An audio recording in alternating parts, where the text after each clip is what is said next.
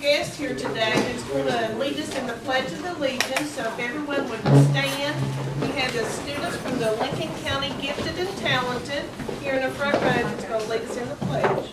Hi, my name is Hannah Rollins, and I would like you to say that and join us in the pledge. I pledge allegiance to the flag of the United States of America and to the republic for which it stands, one nation, under God, indivisible, with liberty and justice for all.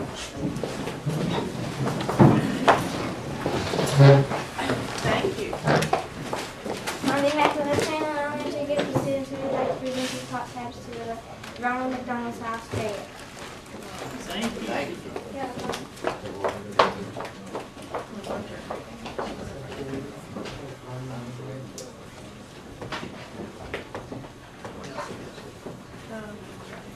Hello, my name is Caden Weaver. I'm in the Hamlin Student Council and with the Lincoln County Gifted and Talented. We do know that the money we are asking is a large amount, but this is for educational reasons at the Wilds, so we can learn, so children can learn about endangered animals and how they can help protect them. What grade are you in? Fifth grade. Fifth grade. Good job. Thank you. I'm Shay Hudak from Hamlin K8 with the Gifted and Talented. And we know we're asking for a large amount of money, but this is going to help us learn about endangered species that might not be around any longer.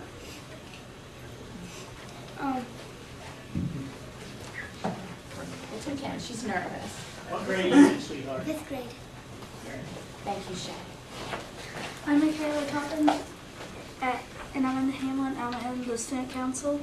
The Wilds in Cumberland, Ohio is an educational animal reserve showcasing extinct and endangered animals. I think our Gifted and Talented program is deserving of your assistance so we can have that learning experience. Thank you. I'm Kim Browning, and I have the honor of being their instructor every day that I get to be with them. I have 35 students currently that are in the TAG program, but I know that I also have 5 students that are in the transition period right now that are being tested, and we just haven't had the placement meeting. And the Wilds, as I gave you in your brochure, is a 10,000 acre reclamation site, and it is for endangered species. It's not a zoo type environment, but it is for conservation and also, again, protecting the species. But these students will have an opportunity to participate in what we're going to call behind the scenes. They'll be working with veterinarians. They will be working with naturalists and a lot of other professionals. And besides the scientific facts, hopefully this will be a lot of career exposure for these students. And they are in grades 2nd through 9 will be the students that will be participating. And again, we'd like to thank you for considering their project. Tell us just a little bit, a Gifted and Talented program. What happens as far as the kids are concerned outside their regular classroom? How do you? Because I'm the only gifted and talented teacher in the county, I travel to every school in the county, so I provide enrichment services. And it just depends. Right now, we are working on Spanish. We are using the Rosetta Stone for Spanish. Also, we've been doing book reviews, and we try to use a lot of technology. Even though we're at different schools, they're all reading The Hunger Games, which I don't know if you're familiar with that. It's very popular right now. And we connect or communicate with each other via Wiki, which is an online site that only my students are exposed to. No one else can see it or can get into it. But we try to incorporate as much technology as possible in the things that we do. And we primarily focus on science and social studies because they don't get that a lot in the early grades anymore because of the primary focus of reading and math. And is there still a focus for talented and gifted at the high school level? No. Students test out at the end of their 8th grade year, and unless they have an exceptional, I don't want to say a disability, but if they're in danger of not being successful at the high school level, then they remain in the program. But currently, I don't have anyone at the high school. Again, congratulations to all of you. Thank Schools, you. students, the parents, especially, and good teachers. Anything else? I think Ms. Sue wanted. Yes. I just wanted to say thank you all for letting our kids come today, and thank you all for your support. Without your all support, there would be a lot of things that our students wouldn't get to do. And I wasn't here last time. I tried to attend every time with any of our students who come. I tried to attend. So I just want to thank you all for your support, and you have our pop tab, so We appreciate you guys. thank you. Are you all gonna stay for the meeting? We cannot, if Yeah. it's okay. Then wonder if we could move to the agenda item before we have their request and deal with that while you're here. Yes. This session of the Lincoln County Commission on March the 15th, 2012, at 10 a.m. or soon thereafter is now called to order. Members present is Merle Pugh, clerk, Charles McCann, president, Charles Vance, commissioner, Thomas Rainey, commissioner.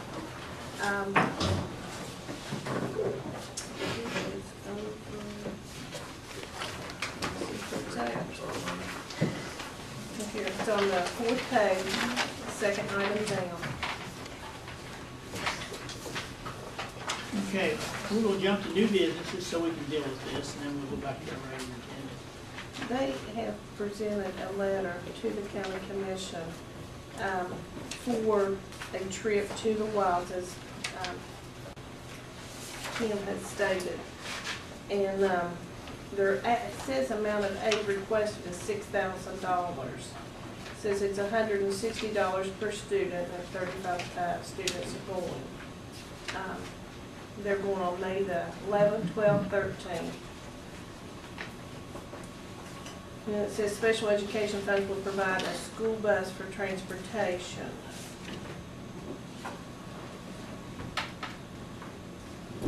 You do have matching funds besides what you're requesting from us, correct? From the special ed for the school bus? and- Yes, for the school bus, yes. On the agenda, as normally comes in, we have set a $1,000 limit on what we give in donations. Of course, that's up to the commission if they so choose to increase that, but that's what I put down as $1,000, so, any discussion? Well, I'll entertain a motion to approve the $1,000. So moved.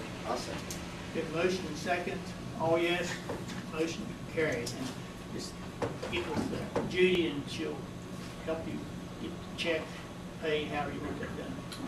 Thank you all. Thank you so very much. I don't know whether high school students want to go back to school in a hurry or do they? They just wait for the regular to come to the They agenda. may not be interested. High school? Okay,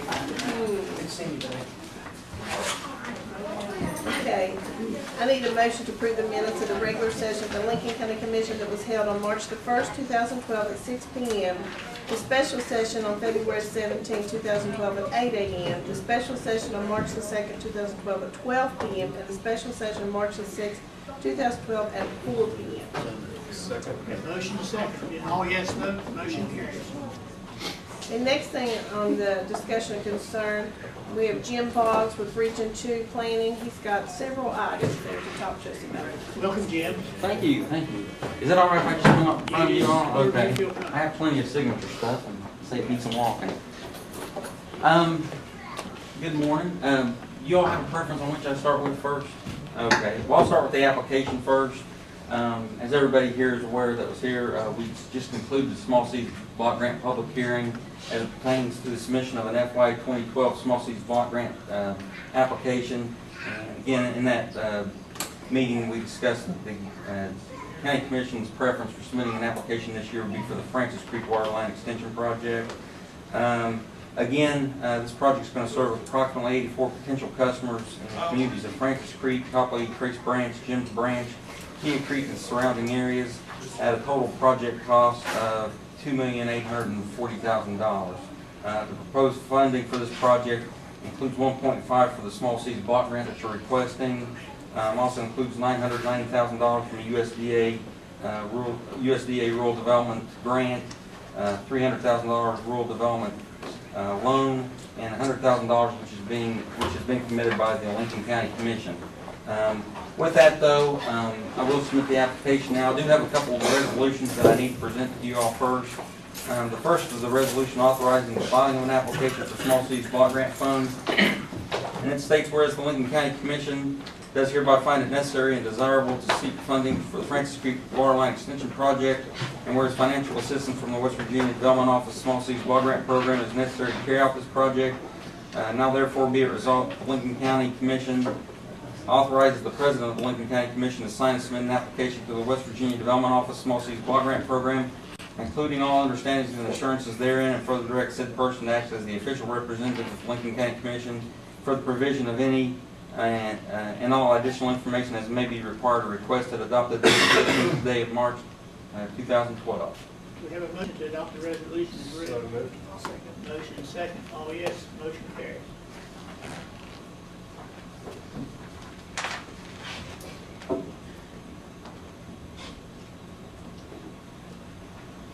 And now that that's been approved, I do have a second resolution. One of the sections that we do have in the application is the county's community development and housing needs assessment summary.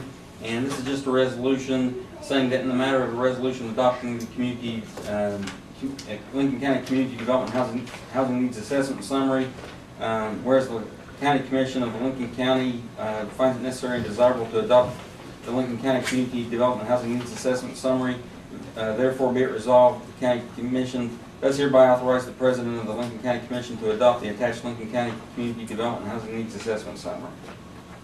Do we have a motion to adopt? Second. Motion second. All yes, motion to adopt.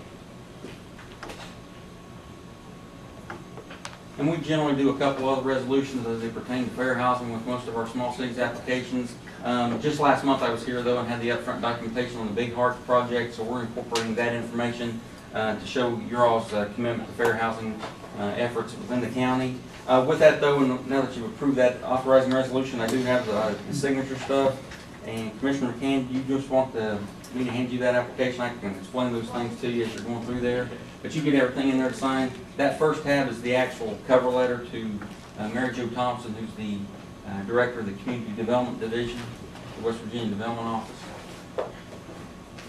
And then the second tab there is the actual application itself. Is there any further action of the commission on any of this? No, like I say, the only thing we need are the minutes for the first and second public hearings, and this application is ready to submit. And I think the third one there are the federal assurances. And those are the same assurances that y'all have adopted on Upper Little Harts Creek and Big Hearts and 10 Mile. Those seldom ever change. And then that next one you see there is a part of your community participation plan that just says basically that prior to submission of this application, we did hold the requisite 2 public hearings. And we did notify everybody, and we had ads in the paper with at least a 5-day comment period on that. That is the applicant disclosure update report, and you'll see that periodically on all your projects. Anytime we contract with anybody or anything like that, we always have to update that one. And you'll notice on there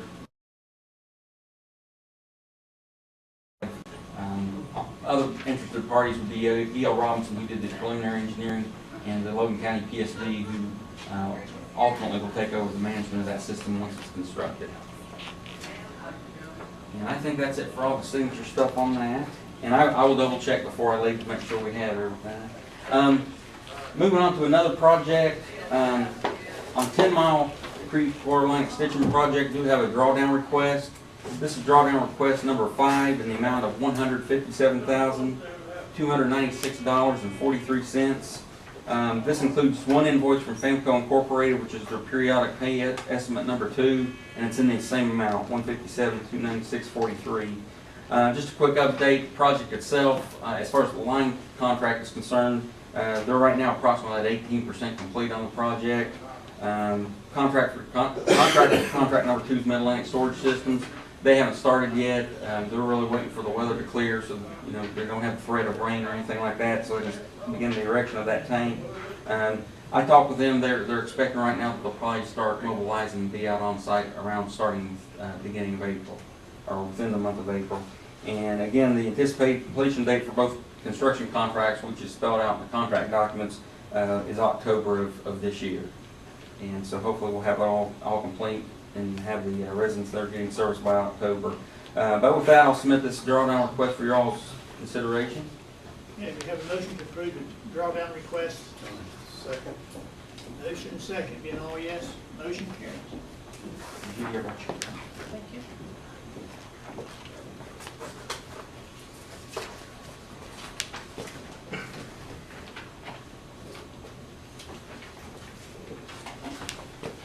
And I thought I was going to go down there and do wage interviews today, but I'm kind of thinking the contractor's not out there today. But we'll find out. Do you ever run into a problem with wage interviews? No. I never have. The payrolls, generally, I'll find discrepancies on the payrolls, and we usually catch them on that.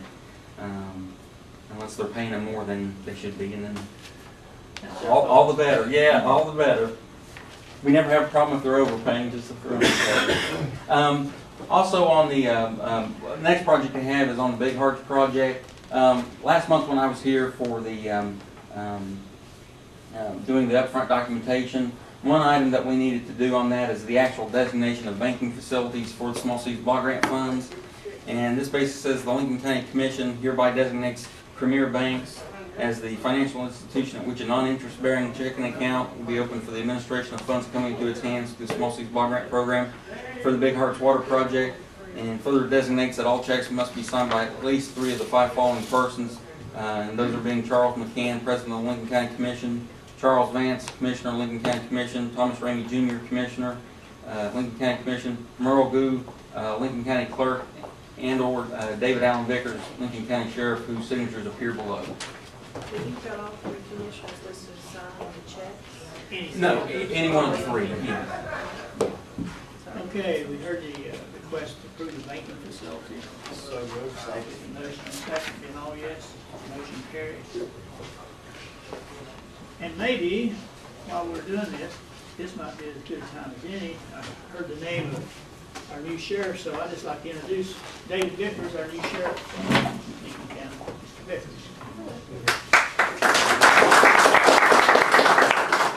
And while we're still signing, we got a new mayor of town of West Town, due to Mr. Goo moving over here, so Ferris Burton in the back. Mr. Burton. Wish you all well. Thank you. And if there's anything this commission can do to work with any of you, be right there asking. Appreciate it. Doesn't mean you'll get it, but ask. And while they're signing that, I do have one last item on the Big Hearts project. Back in February, you received a letter from Gina Bells at the West Virginia Development Office, and what she sent to you was a 2012 letter of intent. As you know, that Big Hearts project was a split-year funded project. You received $400,000 from the initial FY 2011 program year, and then of course they'll release the remaining $1.1 million out of the FY 2012 program year based upon readiness to proceed. So that's what I prepared here is the letter of intent, and just a quick summary of this. Of course, your funds are committed. The only funds that aren't committed to the project are the 1.1 from the Small City Second Year Funds, and I mean that money is committed. It's just not been released yet. And the other funding in that was a West Virginia Infrastructure Grant Loan combination, and of course that will be incurred by the Lincoln County PSD. They won't actually make that award until the project's ready to bid. And but in the development office understands that that's just their procedure for that. It's Logan PSD, right? Logan County PSD, correct. Just year one accomplishments. We're looking at having final design. Preliminary design right now is approximately 50% complete. That'll probably be at about 100% by the end of next month. All final design, we anticipate having that done by September of this year. Of course, we've already done all your upfront documentation, and I'm currently working on the environmental review record. If you saw the Lincoln Journal this week, you would have saw a floodplain notice in there. And we're required to run 2 floodplain notices as part of the environmental process. We have one run this week, and that starts a 15-day comment period. And we anticipate running the second one on April 4th, and that'll start a 7-day comment period at that level. At that time, we'll be able to go ahead and prepare the final environmental and combined notice for request for release of funds. We run that ad, and that has a 15-day local comment period before you can actually submit that, and then it goes to the state for another 15-day comment period. But I anticipate, looking at the calendar, we should have that at your first meeting in May. That should be all finished and ready for signature. So, and after that point, we'll be able to start drawing down money out of that project account. Talk with the engineer though. If we have the final design ready by September, we're looking at probably being able to actually put this project out for bid by January of next year. That would put January, February, March in the bidding process and the bid hold period, and hopefully be able to proceed with construction next April, if all goes well. And but this one, like I say, the funding's all in place on this one except for the infrastructure. You know, I think that's a very realistic schedule on this project. But anyway, I have signed this as the preparer of the letter of intent, and Commissioner McCann, it also requires your signature as chief elected official. I have a motion to adopt this letter of intent. Second. Motion and second. All yes. Motion carried.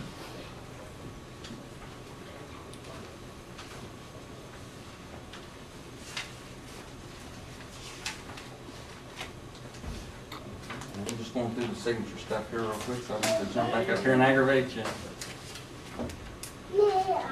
And it looks like we got them all, so that's that. Like I say, as soon as we have the minutes, we'll submit everything. The deadline for the small seeds, of course, is the 26th of this month, but you know, we should have this application in well before then. And generally, if past years are any indication, it's probably going to be September, October of this year before they make any announcements, but we hope it'll be a little bit earlier with an election year. Maybe they'll be able to make some announcements, but generally that's the time frame we're looking at for that this year. But that's all I have, and if you all have any questions, I'll be glad to answer them. If not, I'll take my leave of you. Appreciate it. All right. Good job. Thank you very much. Judy, I'll try to get the minutes. Do you just need to fax them to you this afternoon? Next thing on the agenda is Tommy Atkins with the Cootergy Regional Development Authority. Welcome, Tommy. Morning. Just kind of want to come by and give you all an update on, like I usually do with your members that you appoint to our board of directors or attendance, and talk about a couple of things we've been working on. I'll let you all pass it. That is last year, and this is this year to date. Got 3 more meetings to go. Basically, you know, the way it works is you all get to appoint 4 members to our board of directors, one of which, according to state code, has to be a county commissioner, and the other 3 can be people that you all choose to represent you. Now, you actually see 5 names listed there because back in January of 2010, Mr. McCann came off and Mr. Ramey went on, so I guess January is probably when you all decide what boards you want to be on or whatnot. But you can see you got, especially in 2010 and 11, you had really good attendance. You all didn't miss any. We did have Dr. Hill, Dr. Cliff Hill, actually hasn't made it to a meeting in quite some time, but he has also told me that he doesn't feel like he has time anymore to serve on the board. So, you know, of course, that'd be your all's decision, but probably if he's not going to be able to serve, to find somebody that would be willing to take his spot. And then the other 3 members you have are Dwight Coburn, who hasn't missed a meeting. Actually, he wasn't there yesterday, but he did send in his proxy, so he hasn't missed a meeting, and I don't think he's ever missed a meeting. So, and then the other member is Kerry Matthews, and he started out with really good attendance. Only missed a couple meetings and hasn't been there in looks like 5 or 6 meetings now. So the way it works is if somebody misses 3 meetings, you all have the right to take them off if you want, put somebody else on there. It's entirely your all's decision. And I should point out that I'm going around to all 4 counties because, you know, with any of these boards, you all been on board, sometimes it's hard to get a quorum, and we've actually been pretty lucky. If you look, I did down at the bottom put whether we had a quorum or not, and only once did we meet when we didn't have a quorum. I guess you really don't need a quorum, you can just talk and leave. But and there's a few times we didn't have a meeting, and of course, if people are not gonna be there, I'd like to know ahead of time, and then we can go ahead and cancel the meeting or move it to another date. And I'd also like to point out, in February, we rarely have a meeting in February because it's our speed reception. And the date always seems like it coincides with when the speed reception is taking place, so the members don't like to meet that morning and go to the speed reception that evening, I guess. I'll take on that, so. That's that. Any questions about that? You all can take that information and use it however you want. Like I said, I'm providing this to all 4 counties, so.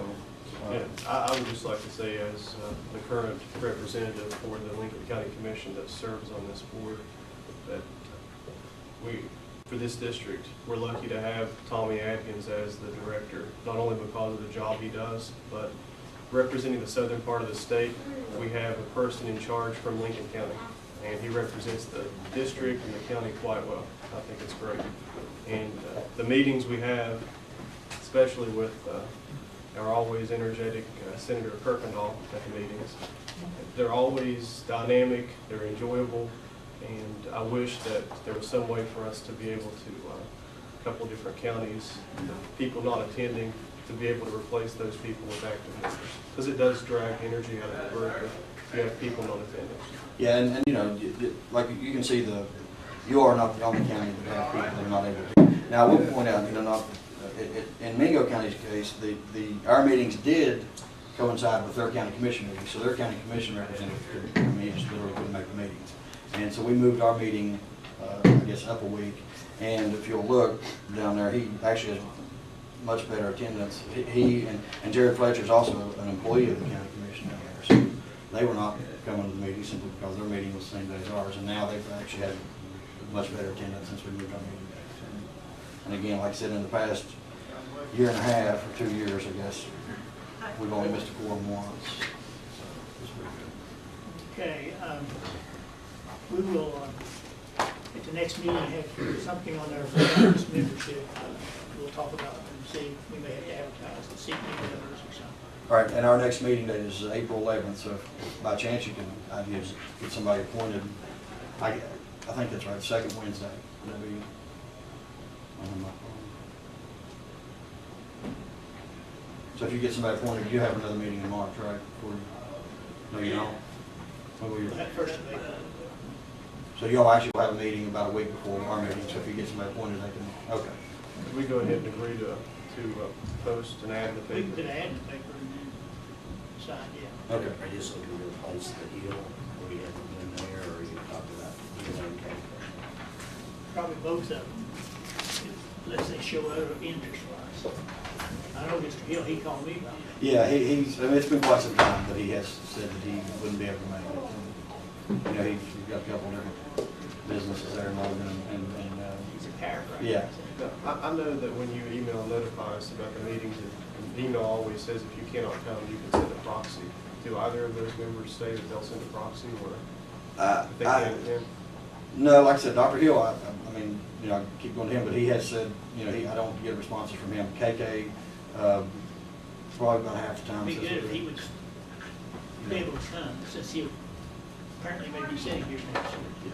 Well, then that might end up being an issue in itself, because you can't have 2 commissioners. That's true. So, at some point, we probably need to address that, maybe come back later on in the fall, kind of give an update and see where it's at. That's all right. But we can just put that in the paper, take an application, decide which one or two. Okay. I'll leave that up to you all. Now, I'll be going to Boone, Logan, and Mingo as well with these same reports. So. But that's that on the attendance. A couple things we're working on. We did just have our 17th annual speed reception, and that was well attended. We had over 100, about 110, 115 guests actually signed in. Now, I was there, and I think there was a lot more people there than the 110 because some people bypassed the registration and go straight in. But, really well attended. Lincoln County had a really good contingency there.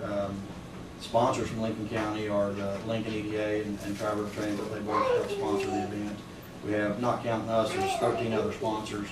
And that's a really good event. You know, it's a reception for the legislatures to kind of corner them and talk about what we're all working on and how much money can we get out of them, basically. But, so that, you know, it's always a good event. Everybody seems to enjoy it. Just yesterday we talked a little bit about housing, and I wanted to corner Jim before he left, because one of the things we were talking about is, you Lincoln doesn't have a housing authority, and I don't think Logan does either, but I know Mingo does and Boone does. So we're going to try and get somebody, I don't know if it'll be me or if we'll kind of maybe contract out with somebody to do that housing needs assessment that Jim was talking about. And we did talk to Virginia Lewis, who used to be the Mingo County Housing Authority Executive Director. Some of me and some of the local EDA directors met with her to talk about what could we do for some of the housing, and some of it affordable housing, some higher end housing and whatnot. So she said that one of the first things we need to do is this housing needs assessment and then develop a strategic housing plan for each county. And she thought that Mingo has that, but Lincoln, Logan, and Boone do not. So I know Boone has a housing authority, but I think they mostly do section, like the rental assistance type of housing. It's not necessarily, they don't build new houses or refurbish houses. Lincoln hasn't done that in a while. The EDA actually used to do that. Matter of fact, I was the one who used to do it when I was over there. And back then I don't remember exactly how many, but we refurbished about 8 or 10 houses and built 6 or 7 new ones when I was there. And the funding, the way it was supposed to work is it was a revolving loan fund, and as those payments would come in and you build up enough to do another one. But since the payments are subsidized, it took quite a while to get enough money. I don't know if they still to this day have enough money back to. Was the Harsh Development Authority, was that part of that too? Well, they had their own, they did the little, the houses up there in Ranger Bottom. They're the ones who did that, and but they weren't really part of what we were doing, but it was the same type of program. So, and then it's a while away, but we do, we just had back in November, had our, was it 7th Post-Mine Land Use Forum, and that's another good event that we always do. And we're talking about, the attendance was kind of down this year, so we're talking about maybe changing the scope of that a little bit to make it more of a energy type forum, to bring in maybe not just Post-Mine Land, but possibly the natural gas industry. I'm sure you all seen it all over the place with Marcellus Shale and the Utica Shale, and kind of expand that a little bit, see if we can get the attendance back up and energized for that. So. A lot of talk out there right now. Yeah. Gas. Yeah. Well, Rachel Lester, she used to be the McDowell County EDA director, and she's up there at the Office of Coalfield Community Development where Jeff Wood, you'll remember Jeff Wood, and he used to be there. She's there now, and she was actually at our meeting yesterday, and she gave a presentation. It was pretty neat, actually. She had her iPad with her, and by using the Google Earth and some of these different layers, you could put, where some of the mining permits and what were and where potential development could possibly take place. I think the sample she showed us was the Hogut property. But she said one of the downfalls to it right now is that it doesn't show where water lines and sewer lines and all that is, and that she was going to be taking on a project that would possibly allow you to go to that and overlay where water lines and sewer lines, and having the flat property is one thing, but having all the amenities go with it is something entirely different. So, good stuff going on. Do I have any questions? No, appreciate it. All right, thank you all. I'm gonna head out of here. See you all. Y'all can have an extra copy. Tommy, could I have it? Thanks, sir. If you can understand it. I'll do my best. Thanks.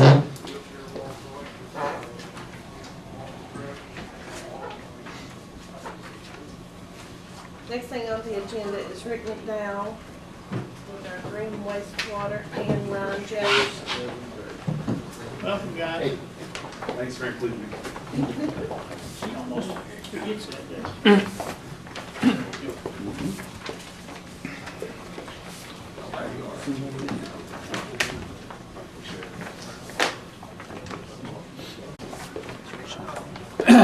We wanted to give you an update on what we've been working on and the things that are projected to happen in the future. I think the biggest thing is trying to get phase 4 going.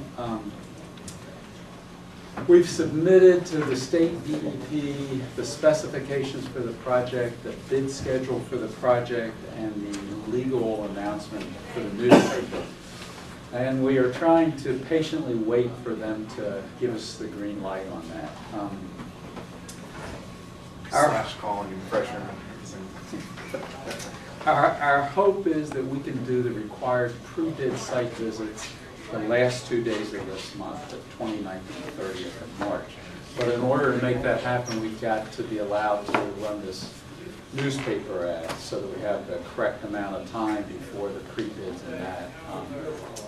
We're hoping that'll happen, but at this point, we just don't know. We're just waiting and putting subtle pressure on the DEP to give us approval. Ryan's going to do an update on the direct discharge sampling that we've been doing. Actually, put that too there. If you just look at the phase 1 direct discharge samples, we did a couple since the last. We did a couple since the last time we talked about it. We had a few high readings on phase 1, and we're still kind of diagnosing those problems. We went to Beecher Adkins and we looked at his system. It could be a possibility his UV light is kind of dirty, just not working well. And at Victor Clark's, we think that the impact of medication is causing that. I think that they're dealing with some cancer medication and stuff like that. So that's probably the explanation there. We had a couple of good readings there as you go in phase 1. Then we did 2 readings for phase 2 on January 30th. We got one for 200 and one below 10, so that's okay. We'd like to try to lower that 200 to below 10 though. 200 is the state standard, but we'd like to have a little bit better standards than that. So that was all right. And then phase 3, some of our best ones. We got mostly good readings, and we are looking at Sherry Huffman's. We thought that maybe there had been some line damage, maybe from vehicles, or just maybe they didn't crack over time. We dug it up yesterday, and we didn't see anything wrong with the pipe. So we're not sure exactly there. So it could even be a possibility that cleaners are causing that, like if you use too much bleach or certain types of cleaners in your toilet bowls, it'll cause that to happen. So I'm going to call her actually a little bit later today and try to just talk to her and see if there's anything like that going on. But other than that, pretty good. I mean, with only one high reading of that last sampling, did pretty good. So that's what we're doing. I actually just did a round of samples on my own. Rick was out of town, and I almost fell in about twice. So that was an experience. Well, I don't know, when you said you had to dig up a line, now which one of you all dug the line? We had 2 shovels. Teamwork. Teamwork? I figured Rick really had you. Oh, yeah. Seniority. The leader is serving. He's got muscles, man. He's all built. Any questions on the direct discharge stuff? It seems like it's basically working. They are basically where it's the phase 1 systems that are still sort of giving us the most problems. Want to spend a little time talking about concrete tanks. In phase 1, when we started this project in 2005, we were putting in concrete septic tanks. Now we're putting in plastic septic tanks. And we're having some trouble with some of the readings we're getting that are coming out of these concrete tanks. And there are a couple different things that are happening. One is, remember, maybe a month ago, we were looking at slides about concrete tanks, and then Bill Clark came in to talk about his lids. One of the problems is that the concrete tanks are multi-use tanks. So they're used for septic tanks. Some of the septic tanks are designed one way, some of the septic tanks are designed another way, and so the very top of the lid of the tank, which is underground, often has multiple ports in it, multiple holes that are covered with dirt. And that's an issue because we're finding that these things aren't tight, and so you got groundwater leaking in, you got roots coming down, and you don't want any extra water coming into your tank because it's going to push things through too fast. Some of the systems just can't work properly with lots of water. So we've still got that issue of how are we going to deal with these concrete tanks in phase 1 where we've got infiltration from the top of the tanks. The other thing that we've been doing is our guts are telling us that there's also leaking coming in, not just from the top, but from the sides of the tank. Some of these tanks are mid-seams, which means it's like 2 pieces that are put together with some mass mastic tape to hold it, and sometimes there's leakage coming in there. So what we've been doing is we've been going into the field and augering down on the outside of the tank below the lid, putting in 1-inch pipes that have holes in it and filling it with dye during days like today when there's a lot of rain happening, and then going back to see if we can see the dye inside of these tanks. And the next to the last page that you've got there shows you some pictures of some of the things we're finding. The picture on the far left-hand side doesn't show any dye infiltration, but it's a real good picture of what will happen with these roots that are coming down. The next two pictures, one at Obed Clay's and one at Danny Clark's, clearly show that the tank effluent is now green instead of brown. And of course, the dye we were using was, we didn't give you a color one, sorry. The dye that we're using was a bright green kind of color. If you look in the middle one at Obed Clay's, you can see some green up in that corner where we think it's leaking from the very top seam. And the one down at Danny Clark's, the picture isn't very big, but if you blow it up, which is what we've been doing, there are some signs, and you can see where the mid-seam line is there, and on the right-hand side, past the port that lets the effluent coming from the septic tank, at that mid-seam, there's some green color. So our feeling is that we've still got some problems with these tanks. We've talked to Bill Clark, who's a manufacturer. He and his father came out to look at these tanks. We met with Bill and his dad, Bill Sr., and his sister at their place twice. They said, we're going to try to figure some things out, but that's all that's happening at this point. And so we've got a recommendation on the last page there, and our recommendation is that the Lincoln County Commission instructs the Green Wastewater Project that until the issues involving W.J. Clark's leaking concrete tanks are resolved, that no materials or supplies for Phase 4 be purchased from W.J. Clark. The materials will need to be supplied by other distributors or purchased directly from the company.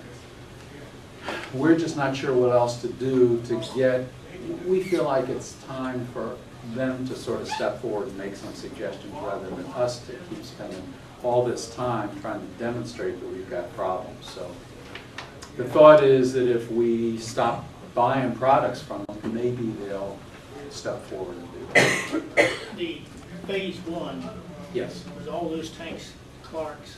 No, they weren't all Clark's. The majority of the tanks were Clark's. There was some tanks that were made by Ashco. I remember Ashco in Morgantown. And then I think there was one tank that was made by Tim Davis. And we're in the process of checking those tanks. We're finding some problems with those tanks, but they're no way near like the problems that we're finding with Clark's. And then Phase 2, 3, 4? Phase 2, all plastic. Phase 3, all plastic. Okay. We haven't had any problems with those tanks at all when it comes to in this. Phase 4? And Phase 4 would be plastic. All plastic. All plastic. And of course, like in Phase 3, Wiseman, the company that got the bid, purchased all the materials that they needed to put the tanks in and the systems in from Clark. Is there any difference in the longevity of a concrete plastic? How long are they supposed to last or anything? None of them are supposed to leak. The And state, last forever, as long as the field is working or whatever? So no, there's no wrong with saying we're just going to do all plastic? no, no. And that's what the bid specifications, starting at the end of Phase 1, we started saying that it had to be plastic.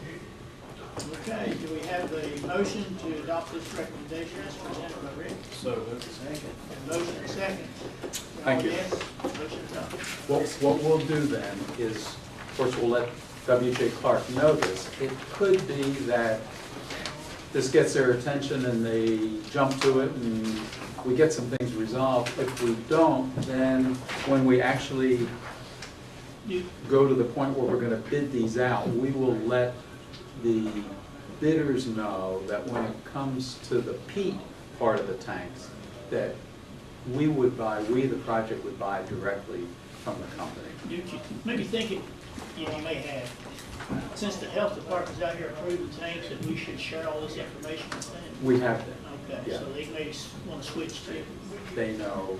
We shared that big report with them, and we also, trying to remember the last time we went to W.J. Clark's for a meeting, we went to the health department first and shared all the stuff we were taking there. So they know we've got a problem as well. But, yeah. We'll share this with them. All right, guys. Okay, thank you. Report, thank you. Next thing on the agenda is the Hearts Community Center. Thomas, I know you've been spending quite time up there. Do you have anything to report? I do not, I just appreciate Sheriff Vickers being there yesterday to visit with the residents of the area, and I think that, as usual, it was a successful day, and people appreciate the opportunity to pay the taxes down. And I'll give a brief update on the St. Burnside. We have began the process of evicting him out of the trailer. We still do have some problems with our sewer system there. I don't know the cost of repairing it or anything, and I have sent a letter to Richmore Associates. I've tried to contact them by phone, so I may send Rick up there. Oh, we could do what we're doing at these other. Judy, if I can I speak? Yes. I talked to Mr. Richmore yesterday myself while I was up there. He and I have known him for years, and he assured me that someone would be there yesterday to address that and make sure that they got taken care of. All kinds of issues. Yeah, and he knows that. I told him, but he assured me someone would be there yesterday.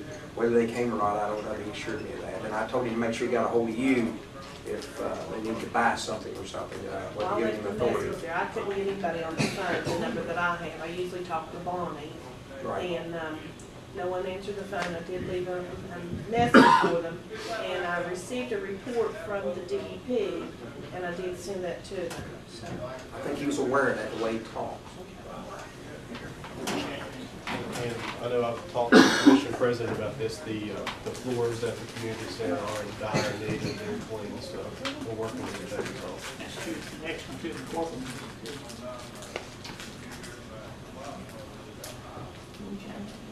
Corporal Community Center, I'd say that Sharon and them couldn't get here for the flooding. They're usually here, so.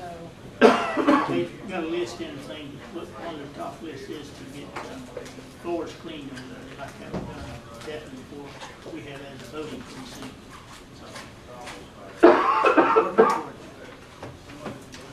Okay, our healthy initiative, of course, today is weigh-in. We will begin weigh-in at 11:30. We have a very healthy lunch to eat at 12.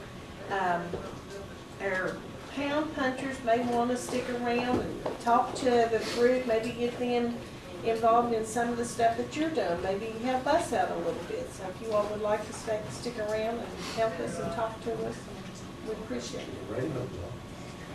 Huh? If the rain holds off. I understand. Yeah, we just gotta take, Yes, that school's flooded and, they're letting school out early. Well, could we just go ahead and let them do it so that if they want to go ahead and leave? I mean, do you want to do that?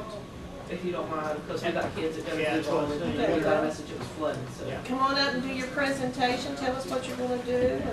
And, guys, if you look on page 4, right underneath the gift list, there's something on there.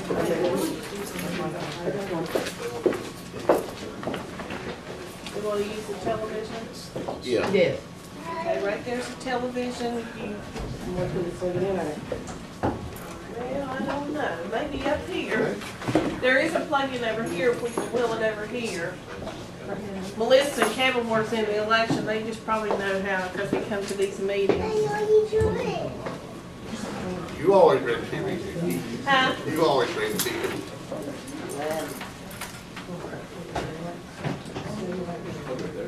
Yeah. Yeah, right there's a plug-in beside the house.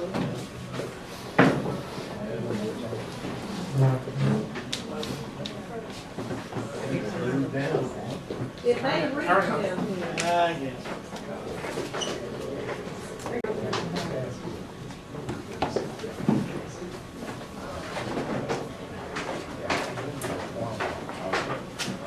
Yes.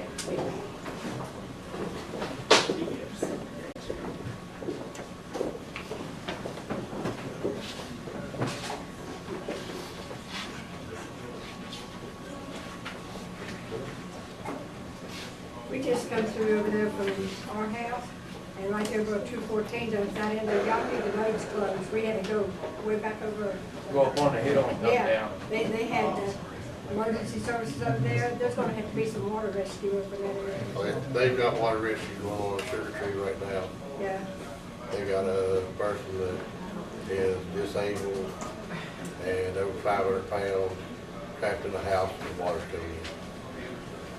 And up there in front of IGA, Deputy Lim was sitting there because some IGA plumb down is flooded.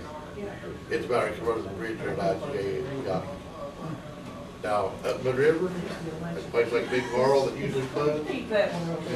Water's not even ready down there. I went all the way around and come back down that way. So it's in good shape on that end. Seems like the storm hit all on that end of the county. It hit hard. We may not be able to make it home.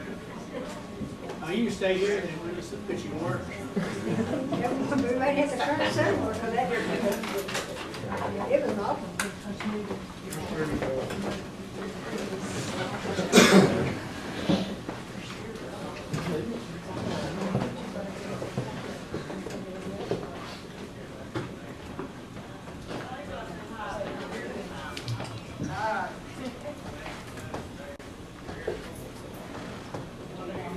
Close that blind there if you want to.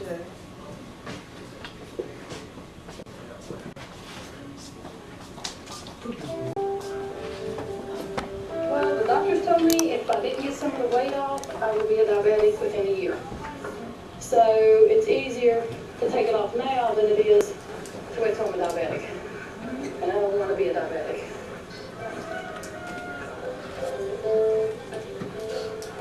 My triglycerides have dropped 700 and some points. You know, my blood pressure's normal now and everything.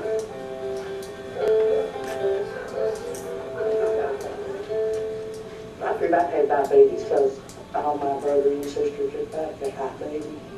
And I don't want that. We almost done 3 miles.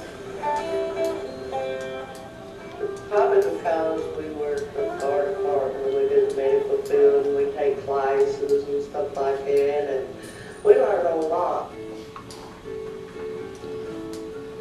What about tapes and DVDs off the rebate? I had some tapes. I said I was tired of being fat. That's what I said. Karen asked the fire chief if we can start it, and he said, sure, no problem. Then Karen said she would if I would, then we started, and this is how we've grown. Just started working out. Hey, I've been into a 5-6 yesterday. You could never do it. Yes, I did.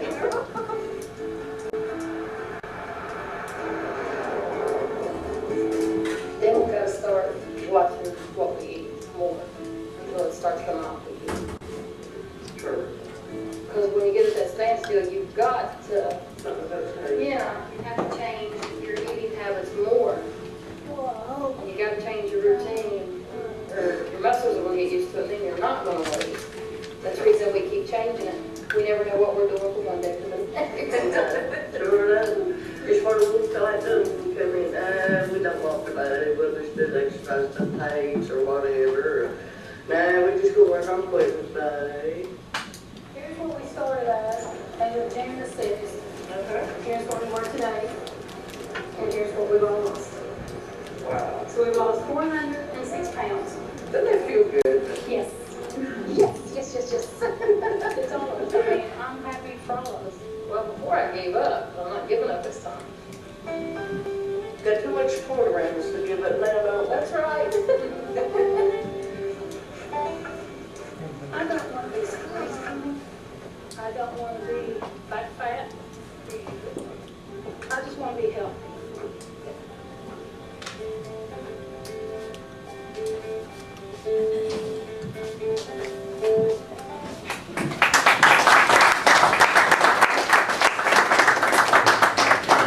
Whenever they talk about the diabetes stuff, I have diabetes. I was taking 7 to 8 insulin shots a day. Some of it was fast acting, Then in the morning, they'll take 80 units of the small plastic and 80 at night. I went from 7 to 8 shots a day down to 3 shots a day. Can be done. Yeah. So I'm working on getting rid of my empty. Ladies? Okay, in y'all's folders. Hi, my name is Annie Tony. I'm with the County Public on Mud River. And this is Melissa Farrell, she's with us. And this is Karen Harris. And everybody knows Kevin Farrell. On y'all's first, in y'all's folders, the first thing y'all got is we're writing a request assistance with our community for exercise equipment and stuff to help fight our obesity and stuff, because the exercise equipment we got now, it is old and wore out, and it was used when we got it. And we give you a list of what we like to get and how much it costs us and stuff. And at Walmart is where we got these prices at on these. Okay, on you. Then the next thing y'all got is where the Lincoln Journal done an article on us. We give y'all one of them. Okay, then the next sheet y'all got is on a Friday when Charleston Gazette done that. And then the next one is where we was in there on a Saturday. And then the next two you've got sheets is where the big story come out on that Sunday on us, where we've been doing all this and trying to lose our weight and trying to make ourselves healthy. But we live in a community up there on Mud River, everybody knows, but there ain't no whole lot goes on up there. There ain't much to it. You've got the fire department, you got a post office, more or less that's about it. So we're trying to get our weight loss down. And the next one is a letter that we got from Van Dyke. Where was he from? Tays Valley. He had wrote us a personal letter telling us congratulations to the ladies and the EMTs and the firefighters at the Mud River Volunteer Fire Department. Telling us all about how he was proud of us and everything. Which we really enjoyed this. This brought a lot of tears to our eyes because somebody else out there had read it and thought of us. And the next one is our YouTube where we have it on there. And your all says 94 we have on there for the week. But with the viewers, but now we checked it the other day and we have 118 viewers on it. We got people view our Facebook page from Turkey, the UK, and the newspaper page. She's been getting feedback out of California, New York, Mexico, and right here local. But she's getting feedback worldwide. Yeah. And the next one is a letter from Taneno Odeo or whatever his name is. He's a lawyer. I can't pronounce his name. That right there covers the forest station of any liabilities that we have. If somebody gets hurt or something other, and what time we're doing the exercise, he covers the fire department and stuff. We went through and got that fixed up. So you said you're going to make every single person sign that? Release has it or they're not exercising. I'm sorry. And the next one is the next two. The next two is your releasing waiver forms or liability form. One of them is for the Mud River Fire Department, releasing them, and the next one is your pound punchers, releasing them. Your next one is from Bill Bailey Insurance, where I checked with them because I wanted to make sure everyone was covered. Your next one is from the audit, where we can use Rollins Associate, where we can actually use their checking account for the money and their 501c. So that is in there also. We have a form that you need to take to your doctor to be checked to make sure you're healthy to do our program. And release pictures. Yep, and to release pictures. We have a building contract with Johnny, with the fire department, to be able to use it. I have a contract to use the checking account. Then you will have the equipment that we asked for, you will have those. And if no one believes we didn't lose the weight, this is me before and now. This is Annie before and now. Annie has lost 94 pounds. I've lost 115. And I've lost 48.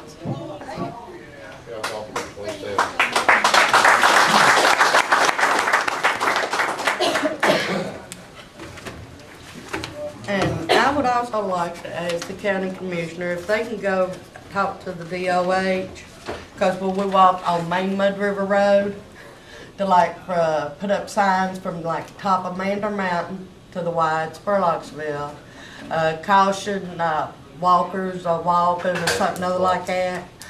And see if they can put signs up there, because there are a lot of traffic on that little old road there, going up and down through there.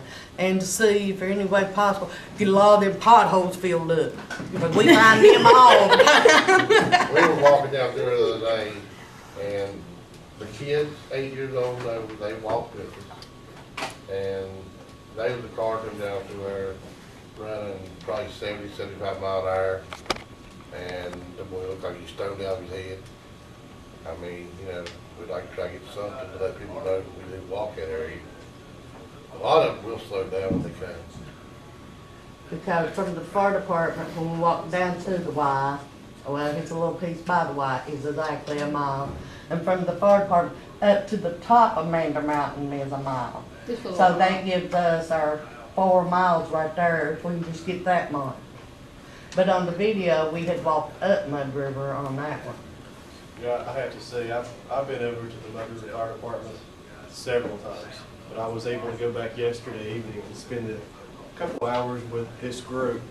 Usually when I go to the Mud River Fire Department, we're eating soup beans and fried potatoes, and these ladies are great cooks. But when I went over yesterday, I looked at the equipment, and as Commissioner Vance had said at the last meeting, the equipment is not stable. I mean, it's And we dangerous. want to thank you for coming over and walk. He has to come over and walk 2 miles with us yesterday.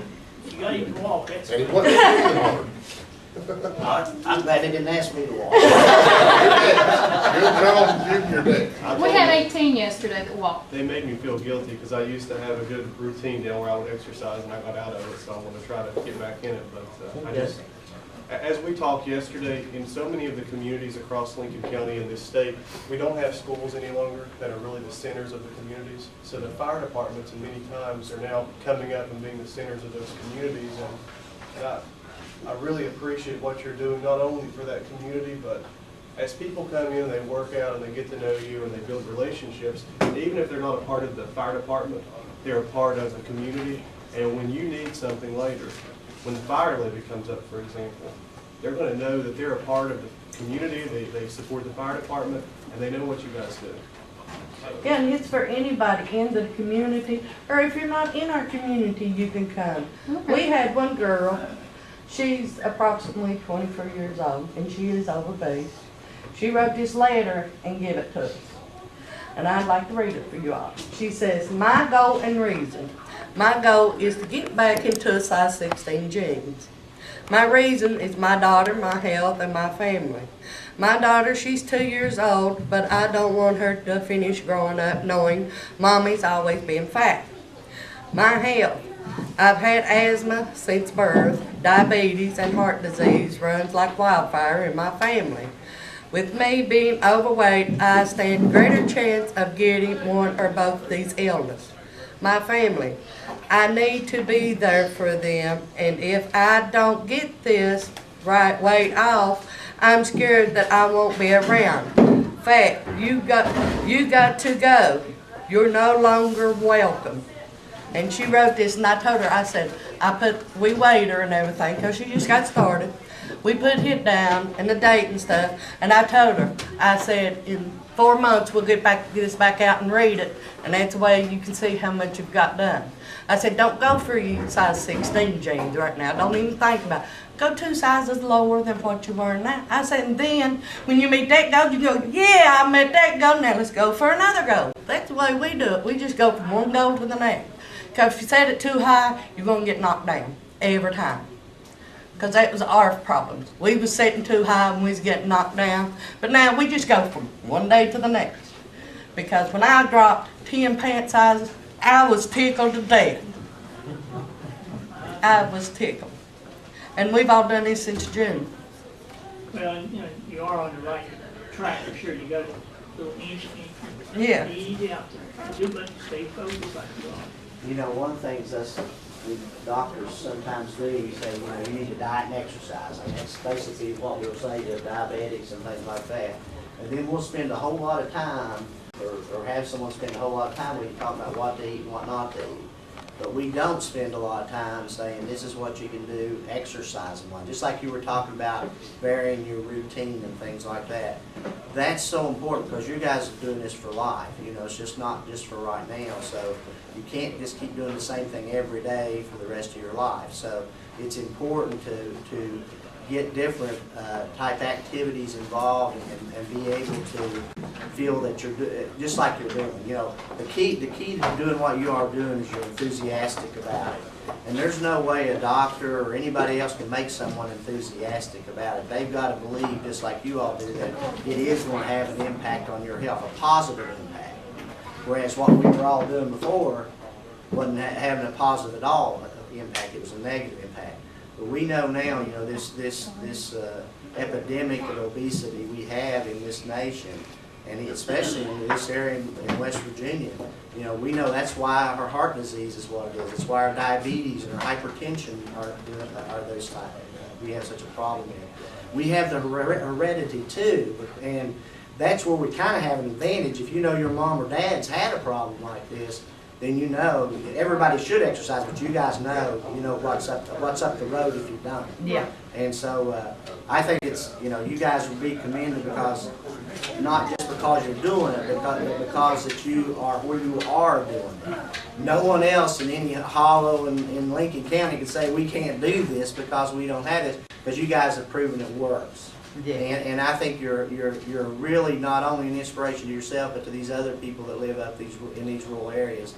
That, just like Thomas said, I think the fire departments are probably the only thing consistently we have in these communities that have the people would have access to, that are close enough to do these type of things. Because one of the things we know, if you have to go to Huntington to a YMCA, you're not going to do it. No.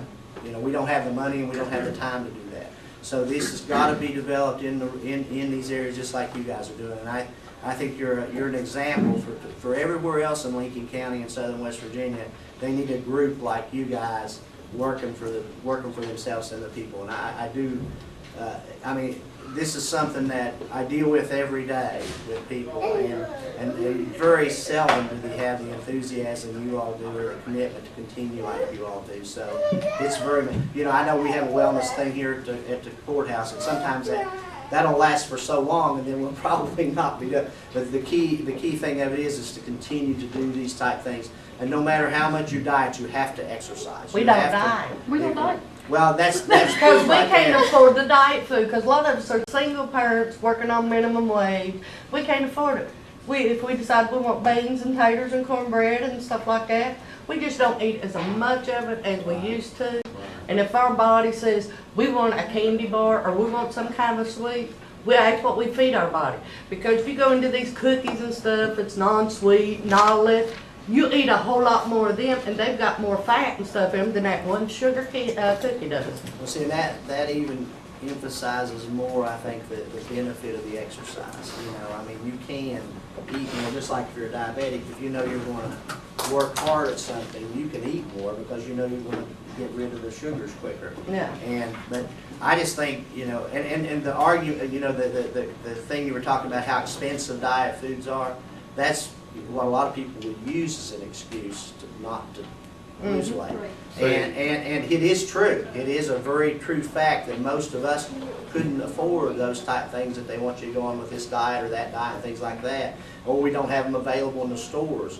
But you guys are proof that no, even if you eat beans and taters, you can lose weight. And that's good because most of all of us eat beans and taters. So we've got to be able to do things, and the key that you guys are showing these people is you got to exercise. That's the most important thing when it comes to your health and to, you know, and it's how you feel too. You know, I know you girls probably know a lot of overweight women that's sitting there really depressed now. I was Well- like it before. Well, and you look how you are now. I Yeah. mean, you know, it's not only your health physically, it's your emotional, mental health. I mean, you guys are a lot less likely to have a problem with an attempted suicide or getting in domestic violence problems and things like that because of what you're doing, because you're not depressed. You know, you don't have to, you can actually walk off a lot of the things that bother you emotionally. Yeah. And that's just great. I just can't say enough how much, I mean, you know, I've been bragging to you guys up to my patience and heart since I was over there.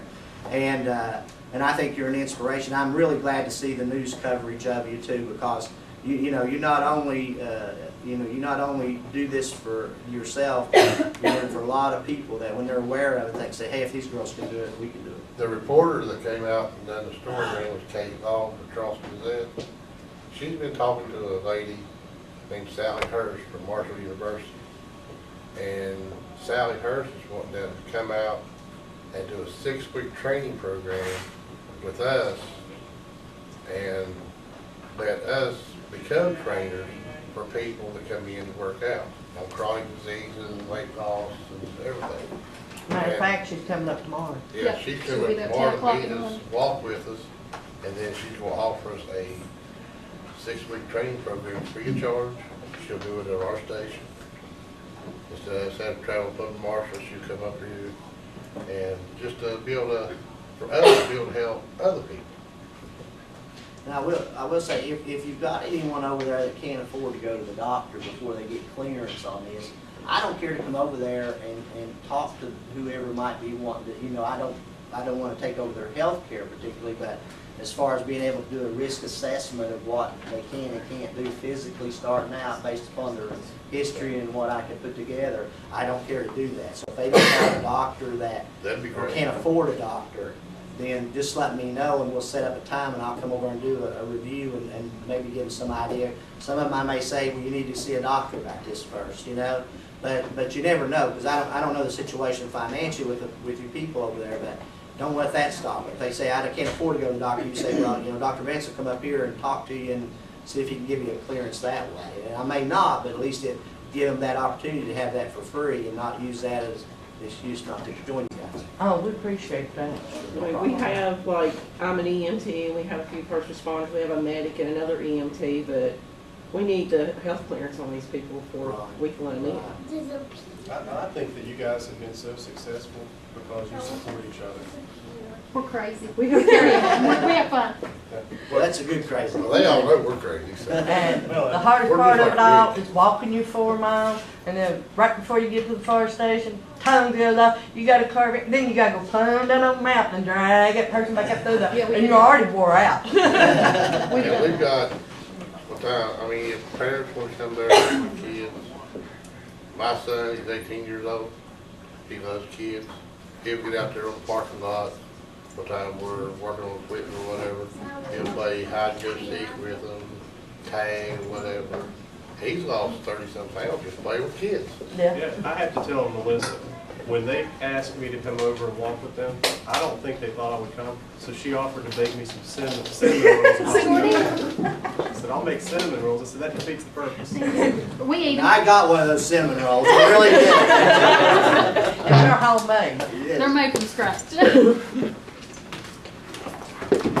Okay, so it sounds to me like you all won the hearts of this group, and probably lots of others too. I saw your article that was that too, so you're definitely an inspiration. Well, thank you. April, you had something? I was just gonna say, if they're interested in a garden, that'll take care of that expensive food problem. You get organic produce, it's good exercise, and it's also a good activity for intergenerational children, things like that.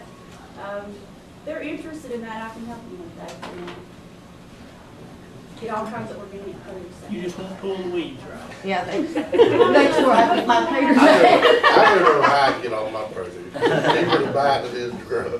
You know, I'd like to offer a motion on the table right now. I know the agenda reflects $1,000, but actually I would like to make a motion for the $1,243.87 so they can purchase all the equipment that they have listed. I'll second that. Thank you, Lyle. We've had a motion and second to fund a request. So, being all yes vote, motion carries. And if you get with Judy, you may want to get her to give you a purchase order, so you don't have to worry about the tax and all that. You may do it through the FAR, but just work it out with her. Now, we found out that Walmart does not take purchase orders. Yeah, we I tried called that them last to night. make sure how to do it, but that's the way we was wanting to do it, is have y'all to get a purchase order, and Walmart said they don't take purchase orders. Well, Judy has a way to work it out for you if you want. Okay. No. I do have to say, they brought me a shirt. Since I walked yesterday, I'm an honorary member. You can buy these shirts for $9 at the shirt store beside of Galaxy. Yeah. I tried to get Thomas to get one of the black and pink ones like this. And I told him, I said, do He you would not not think I wear have pink. enough bad publicity on that? Just a question. Hey, it ain't come. No, I was gonna say, do you want a motion to send the DOH a letter to try to get them to You sign? could, that? I made a note here to do it. Okay, I'll go ahead and motion and do that, send the letter to them, asking them to go ahead and designate that portion. And fill the potholes. Yeah. Yeah. I'll second. Oh, there was one that they did fill, but it was, you couldn't even see the end of it. No. It was, if a kid would have stepped down, if we would have stepped down there, it would have broke someone's leg. It's dangerous out there in the dark, for sure. No. We have a motion second to send a letter, those two issues, be an all yes vote, we'll do it. And on the other side, about the potholes, not only on the exercise side, but walking, but on the fire service, anyone knows anything about the fire service, John can tell you probably a lot about it. If we have a bad patient or a car wreck or an ATV accident, and an ambulance don't see that hole, they hit that hole hard on the way to the hospital, it can paralyze somebody. I mean, Not yet. Yeah, we Well, had been to come the rim through, or anything else. we had to come through water just coming from Boulder Road down here where it started raining with a daggone ditch lines wasn't cleaned out. That Thank seems you to all be for a listening habit. to us. Yeah. Thank you for the, Did you get your CD, your disc? did you get the CD all the, yeah. here, let's give this a. And also, Annie and I realized we're related. Yeah. We actually want to give this DVD to the commission. We have ours. We have the original. Can't have mine. Thank you all. Thank Have a you. good day. Appreciate it. Y'all have a good one. We'll come back to this. Oh, we will, thanks. So girls, since you are getting, school's being dismissed at 3 hours early. Oh, we are there. That's what it, I just got a note saying, no school in Lincoln County is dismissed 3 hours early. Great to know. Good to know. Well, so that means you got about 30 minutes to kill before you go back. Well, it was really disappointing, doesn't it?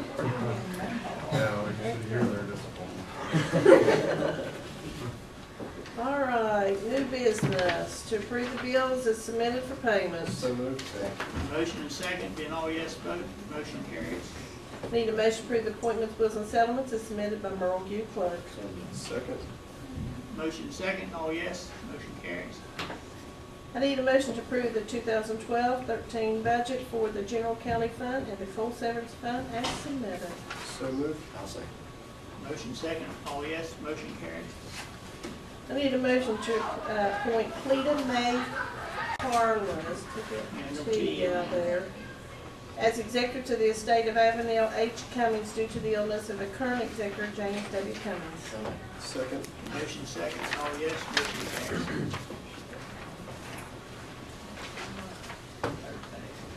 Need a motion to approve the appointment study vacation, Lincoln County Commission by Merle Q. Clerk. So moved. Get motion second, all yes, motion carries. A motion to adopt a resolution in support of County Clerk's Office to resolve the situation of the election records with the assistance of the Secretary of State and results of the lawsuit brought against the West Virginia Secretary of State and the Lincoln County Clerk. So moved. Second. Motion second, all yes, motion carries. I need a motion to approve the appointment of Tammy Roberts as a temporary election clerk to work in the NCOA cards at a rate of pay of $10 per hour effective March 16, 2012. So moved. Second. Motion second, all yes, motion carries.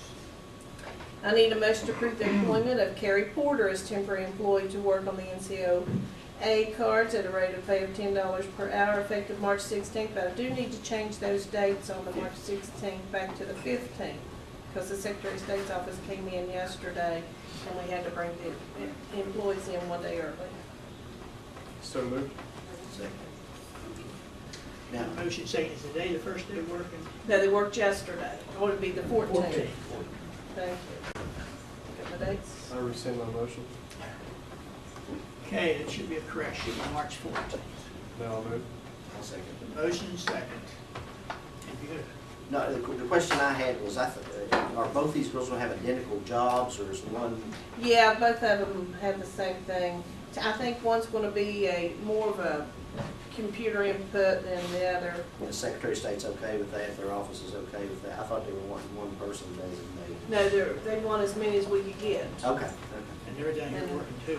Mr. He would like to speak on that matter, but they wanted as many to start as soon as possible, as many. Because they're going through thousands and thousands and thousands of voter cards. I had to ask yesterday what's NCOA cards meant. So Judy finally found out where she still remembers or not. National cards. It's something about changing the address on address. It's a thing for the whole country, but I thought, well, I gotta know what that means. She told me not to remember. Anyway, you need all yes vote on that second item there. All yes, motion carries. I need a motion to approve the appointment status change of Amanda Shelton as from contract services to temporary employment in the elections division at a rate of pay of $10 per hour. Second. Motion second, all yes, motion carries. I need a motion to approve the purchase of a new computer system for the Office of the Prosecuting Attorney in the amount of $18,461.70. The prosecuting attorney office will pay $6,461.70, leaving the commission paying $12,000. This is exactly what they had told us about. Yes, sir. So moved. I'll second. And we did ask, they did try to find quotes of outfits for that. All yes vote, motion carries. I need a motion to appoint David Vickers, Sheriff, as Administrator of the estate of Randy Ray Shelton as requested by Judge Scott Ellsworth. Second. Motion second, and all yes vote, motion carries. I need okay, this is where we're letting our little girls come forward, up here, talk to us, tell us what you're wanting. They gotta bring your coffee. Okay.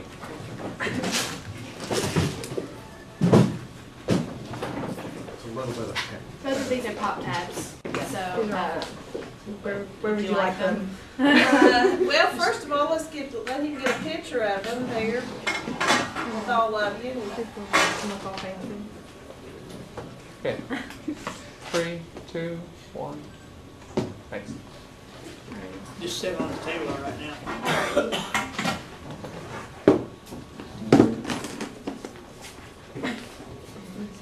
Okay, we're here today. We've asked for a donation towards the band, the marching band at the high school.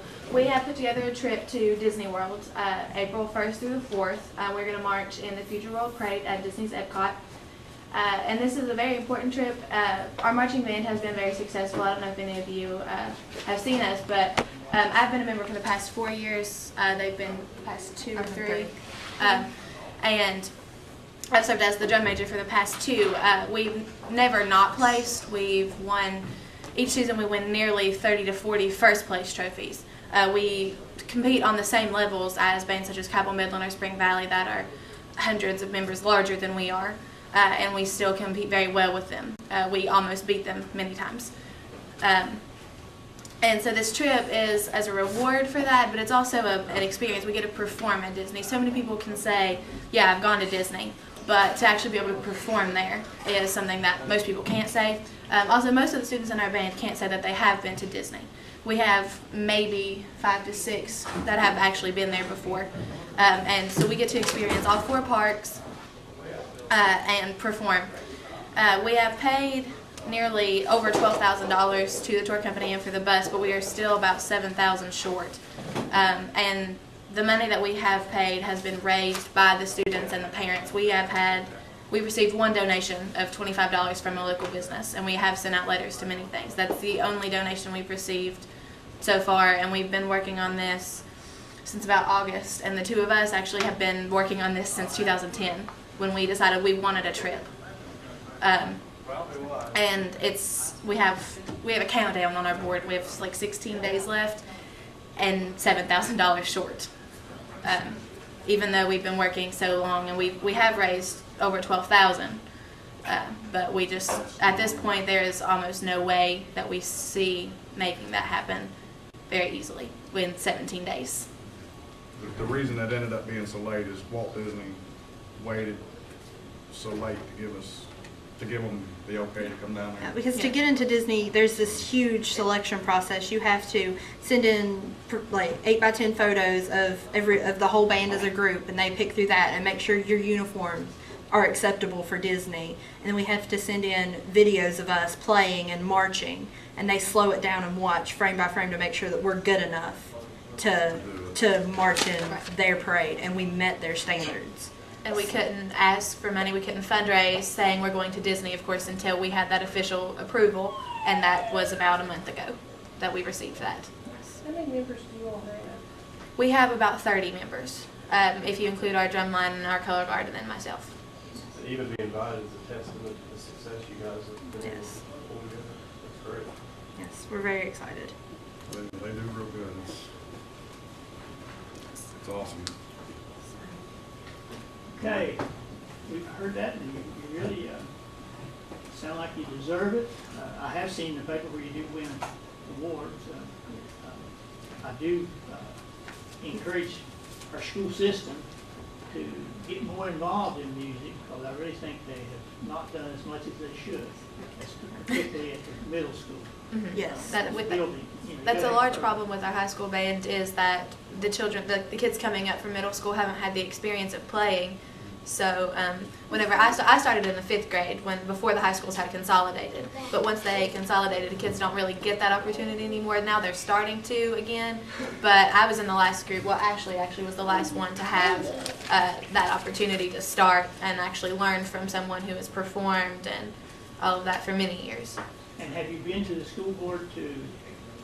We have asked the school board, and they would not help us out because they claim that they wouldn't help us because we weren't competing. Yeah, with our Disney trip. Because I guess they see it as something is just for entertainment and not for, they told us that if we would be competing in Florida that they would help us out, but because we're not competing, they can't help us. Yeah, and then as far as help getting someone in the middle schools to teach, there are teachers there, but a big problem with the music things in this county is that there are instrumental music classes at the high school, but a lot of times it's not kids who want to be in there. It's kids who no other teacher would like to have get thrown in those classes, and that's the problem at the middle school. Surely they would. Surely. Like, because kids will take, because if you look at our band programs in the middle school, like Duval has 50 or 60 children. But if you ask the majority of them, they don't want to be in there. They have an option of taking a music class or a difficult, like a Spanish class or an academic, more academic class, Spanish and they don't want to music. do it.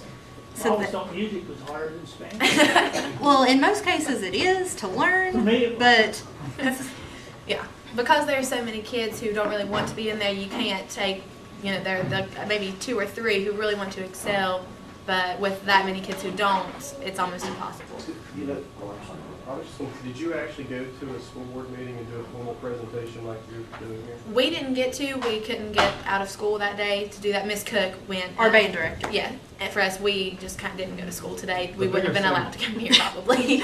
The biggest thing for us is the transportation cost. We have.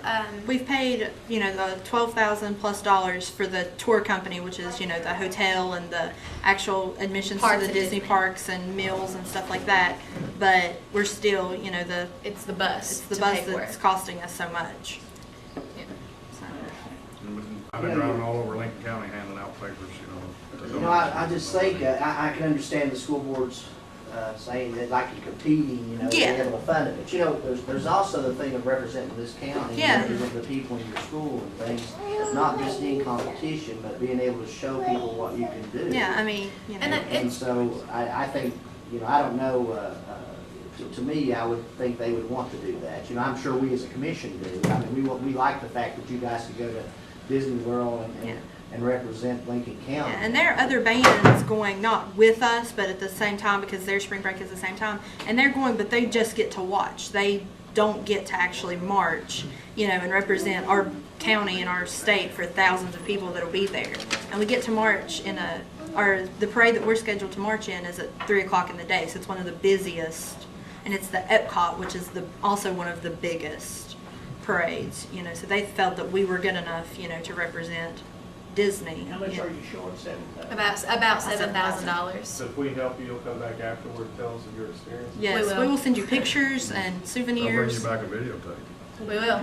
We will hook you up. Well, you heard us in other presentations that what we have normally said is $1,000. Of course, that's what we have on the agenda. That it's going to make a very big dent in the $7,000. The commissioners, I don't know, but I think we should go ahead and do the $1,000. But I would like to, for thought of the other commissioners, say to the school board, we still got $6,000. County commission will give 3 more of that if you give them $3,000. Let's don't stop this thing. I mean, they need to step up and do what's right for you guys. It's not our responsibility, it's their responsibility as far as I'm concerned, but I'm more than willing as one commissioner to meet more than halfway. Okay. I would agree with that. That would be amazing. I'm just thinking if we need to have something in the motion giving you authorization to give the extra 3,000. It's not that I think we need to give it To match. Yeah, I just think the school board is neglecting the duty part of it. I agree. Hate to say that. That's, I mean, we realize that we're not competing, but this election process is almost a competition. Well, it sounds to me like, if they say it's not competitive, it sounds to me like you had to compete to get where you're at. Yeah, that's exactly. Yeah, we're not competing when And we're maybe they there, don't but understand that. Maybe you can still get before the board at a night meeting or something. They may meet, I don't know what their schedule is, but I can call and ask them. 6 next Tuesday. how do you always know? I'll go Well, thank ahead you. and make a motion, you give them 1,000 right now with the understanding that we'll match up to $3,000 of anything that the Board of Education will give them after that. 3,000 additional?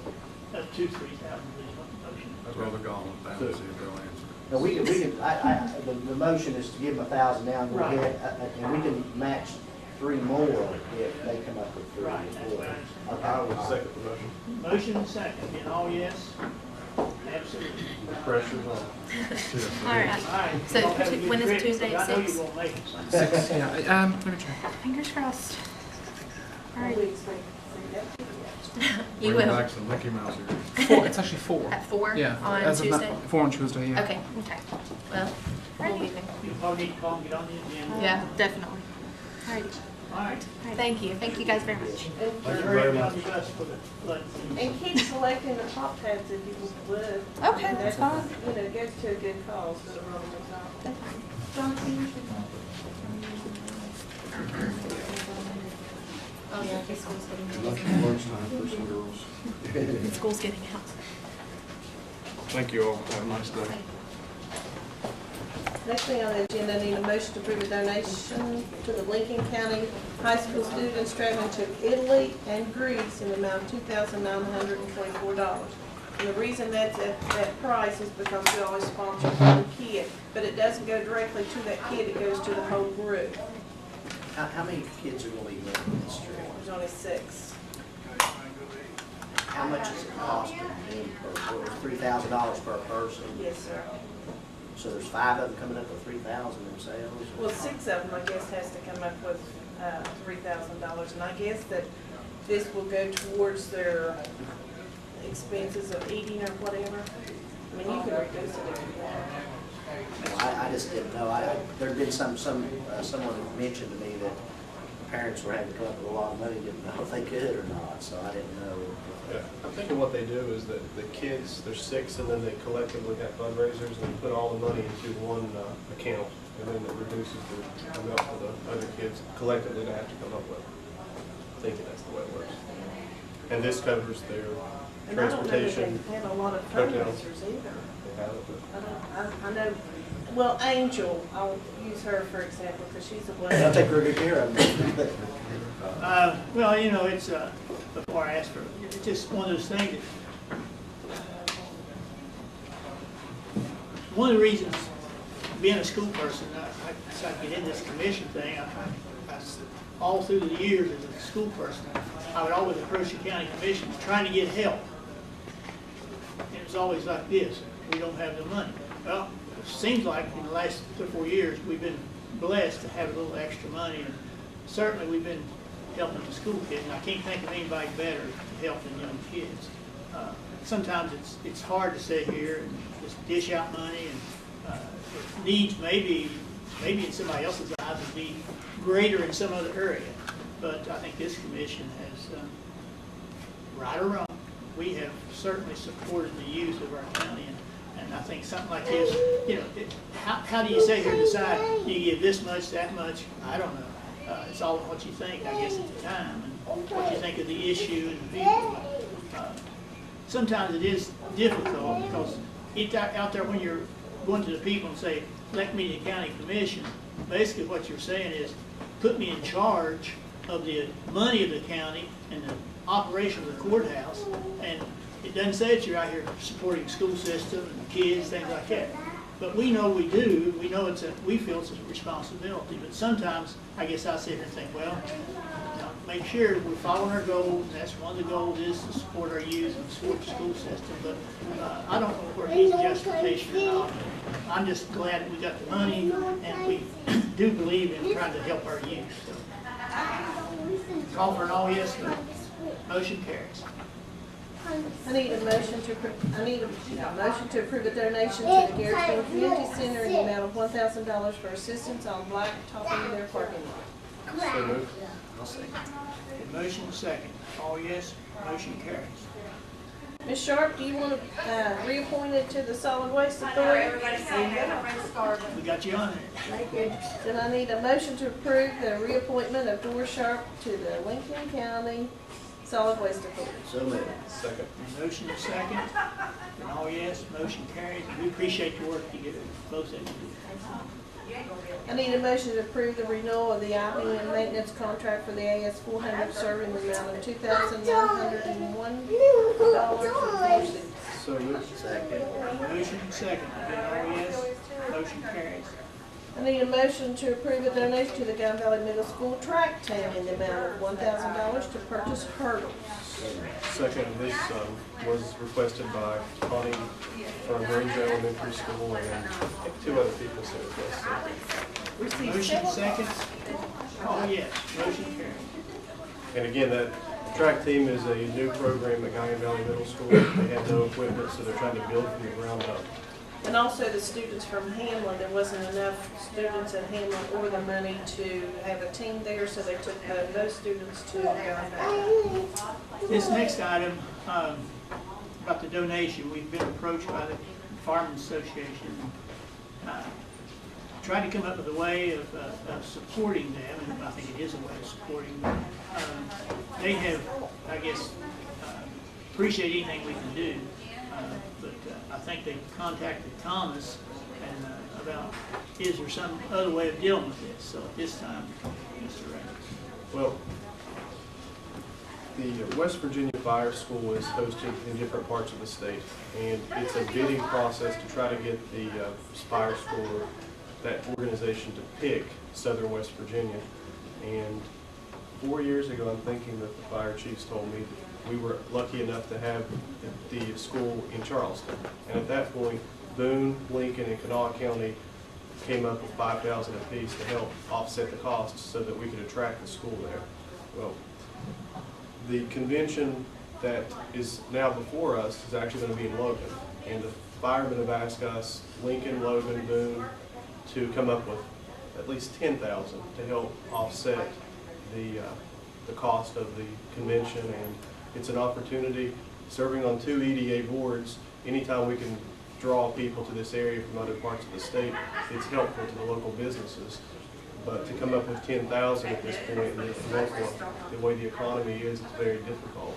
So we had on the agenda to give $1,500 and the remaining $8,500 come out of the training budget for the fire departments. And the fire chiefs that contacted me told me that they understand that we're financially strapped to a certain extent, but they would appreciate if we could at least do the $5,000 that we did 4 years ago. And I told them that I would bring that back, and I agree that I would think that any way possible to make sure that we put a good face on for Southern West Virginia, we should do that. So at this point, I would offer a motion on the table in the amount of $5,000, with the remaining $5,000 coming from the training and education budget. So, just need to change the figures there. Okay, we got a motion and second to provide $5,000 from the county budget and $5,000 from training and education monies out of the FAR levy. Is that right? Okay, motion and second, being all yes vote, motion carries. And I have to say, Jason Moore from Hearts, he's the fire chief at Hearts, he told me on the phone, he said, remember Thomas, you're the one that told me if you want 10,000, ask for 20. He said, I asked for 10. Okay, all yes vote, motion carries. Okay, on the next item there, talking about election officials, one of the things that we discussed in our budget meeting, and I think maybe this would be a time to talk about it, was trying to come up with a figure to, since we're going to have less precincts, have 16 now, we still won't have as many workers. We're trying to come up with, take some of that money that maybe you say you saved or won't be obligated to spend, and use that to increase the pay that we give to workers to operate the elections in early voting and in regular election time. So I'm not sure that we have ever reached a full decision on that, but we did discuss it, and I just thought maybe today we should, since it's getting close to start approving these election officials, maybe we should go ahead and try to resolve that this morning so we'll know what to tell the people if it's going to work. So what do we pay now? Currently, we pay everybody $25 for training, $125 for election day. And then the supply commissioner gets $25 for picking it up and $25 for bringing it back. And then the supply commissioner has to have another person of this opposite party with them to come back with them, so that's additional $25. So the supply clerk makes $200. The supply clerk will make $200. What is the maximum that you're allowed to pay under state law? You can pay for election day up to $225. And that's, we pay $125. We don't, the people who run the early vote, we don't pay them that. No, we pay them by hour and they're. I think I misspoke up there. Correct. And also, we only have 96 workers now. We used to have 175 workers, we have 96 workers now. What was the old number, 117? 175. I would like to see us pay 200 for warrant workers and 225 for supply clerks. Well, you would still have to give the supply clerks the $25 for the training, the $25 for coming and getting them, $25 for bringing them back. So that's $75 more than what you would pay somebody just working on election day. Is the training mandated by code to be $25? Yes. Well, no. See, to me, I would rather see maybe because to make sure they train, you might want to increase that if we could. Well, the law has changed now. If you do not work or train, you don't work. Okay, so. All alternates and everybody working in the election has to come to training. We will pay the alternates $25 whether they work or not, because they have to be ready to go. So on the training, everybody has to be trained. Mm-hmm. So really what we're doing is giving them money for their travel or whatever. On training, usually no, we don't give any extra money for travel because it was easier for us to just give one rate instead of giving. I guess I look at it as we've cut down so many workers that I wish we could just give them all the full amount, but then it would be hard to get someone to bring the supply clerk and do actually work and not make that money. Well, now election day, where we paid $125, the max on election day is $225. You're still going to pay your supply Okay, so that and could still the be training, but election day you can only pay them a certain amount. So that's what we should increase. That's what I'm. Okay. You said 200 was the max? 225. Oh, Maybe we should not do the max because maybe down the road we may want to raise it again. If we've got money. If we don't have money, we may be safe to keep it somewhere in between. So. Yeah, $175. $50. that would give us more, you guys, more options later on. Okay, is there a motion on the 175 for the day of election? So moved. I'll second that. A motion and second, and all yes vote, motion carries. Anything else we need to talk about on that? Now, go back up to approve election officials. And I know Maybe we should have Cheryl, made that all one motion, but I didn't. what is that? Cheryl, the commission has not received the Republicans' election officials to approve today. Do you have any idea where they are? She should have. Because the 13th was the last day to receive them, and what Mr. Hughes gonna have to do now, since it was, y'all didn't meet your deadline, he's gonna have to go and fill all those positions of the Republican as he sees. Shell Lisa was supposed to turn them in yesterday. Maybe, well, I started saying this morning. If she's maybe she got turned a them call. in, she hasn't, being presented, hasn't given them to the commission. So, we have the Democrats here, but I do not have the Republicans. Yeah, she called me and said she turned them in. Well, they should have been here the 13th, which was, what, Tuesday? Yeah. Okay, I mean, Did you worked out check between. with Christie to see if Christie got them? I haven't checked with her this morning, I haven't spoken with her this morning, but I talked to her all day yesterday, and she never said anything, and I didn't see Lisa here. Do you know Mr. Hill? I haven't seen her, I don't know otherwise what you said. Well, let's just approve the election officials as presented. If we find them here, it means everybody, Republican and Democrat. So, Second. Motion second, all yes, motion carries. Okay, I need a motion to appoint Ishmael L. Wilson as administrator for the estate of Edward Wilson, set bond at $1,000. So moved. Motion second, all yes, motion carries. I need a motion to approve a donation to the Guy Valley Middle School baseball team in the amount of $1,000. Second. Motion second, all yes, motion carries. I need a motion to approve the budget revisions submitted to be submitted to the state auditor's office for approval. And most of that is on the elections because, and the reason the elections is in negative, we just got our reimbursement from the state tax department or state auditor's office, or secretary of state, excuse me, for all the other special elections. So moved. second. Motion second, being all yes vote, motion carries. I need a motion to accept the sheriff's final settlement for Jerry Bowman for the period of July the 1st, 2011 through March the 6th, 2012 as submitted by Janet Linville. So moved. Second. Motion second. And you've looked at that, Mr. Vickers, or you've seen anything on that yet? No, sir. You definitely want to look at that. Okay. Get motion second, all yes, motion carries. Okay, next thing is public comments. Is there anyone in the audience that would like to speak to the commission that was not on the agenda?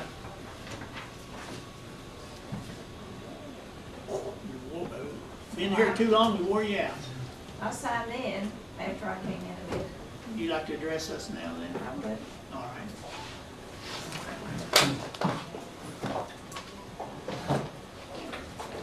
Good morning, everybody. This has been a very interesting morning. I suppose this goes to you. And I'm seeking relief from total of 2011 taxes.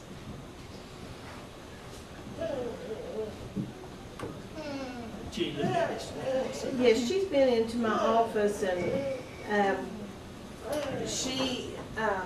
and Connie came down and talked to her too.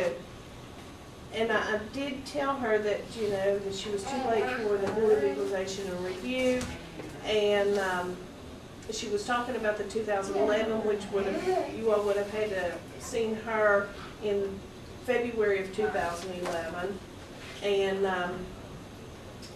it really wasn't directed too much to the 2012. Well, then you've got other, you own a fourth or something, and somebody owns 3/4 of another, and yours was different from the other 3/4 or something. And I could go get Connie if you'd want her to come in, but she's Well, there's nothing we can do today, is there? no. I mean, could we have to talk about it and could we address it in the fall? Well, not 2011. No, that'd be Because 2011 is already closed and everything. the 12th. We didn't have a hearing. 2010, my total for 1/4 for mineral rights was 110. And this year, of course, some of that was interest. It was just under $348. So a commission meeting in February, when I came, it had no show on my page, but the client said that was a mistake. I had been called that that'd be a three-way conversation, that you'd call me at my home. Okay. So it was a mistake. So I came over and paid the tax. I can't. So we'll bring Connie over here, so make sure everybody's. Got a little stiff sitting there. All these beautiful youth this morning, quite interesting.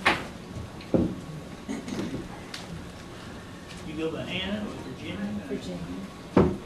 Mobley.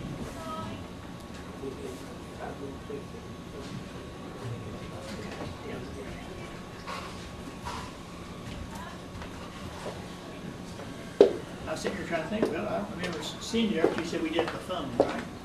We're supposed to, but you didn't. Nobody.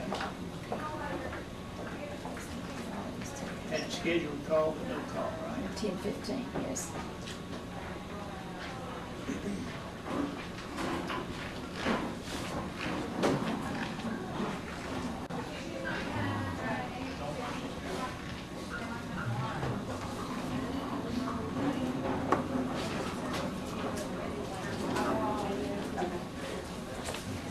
So you didn't pay 10, you didn't pay 11, or did not insurance? Oh, yes. Yes, and Yeah, she did pay her. This was like, just like the things that we printed out at the hearings that we had. This was the 2000, they did adjust the value for 2012. I talked to the lady at the state. She had made an appointment, and it was a mistake made. She had wanted to do it over the phone, and it was an angel accidentally didn't put phone. So we didn't call her, and then she showed up. And she called earlier that morning, and we wasn't aware of that. Or they didn't. I just did this. She showed up. But I did call the state tax department, and they did work with her for her 2012. And I said she wanted really for her 2011. Well, I said she could, come to the county commission. I couldn't do that. So I didn't know if you wanted to put it back like it was, refund the difference, like it was for 2012. Doing an exoneration. Right. Like we did on a couple, put it back like it was for 2012.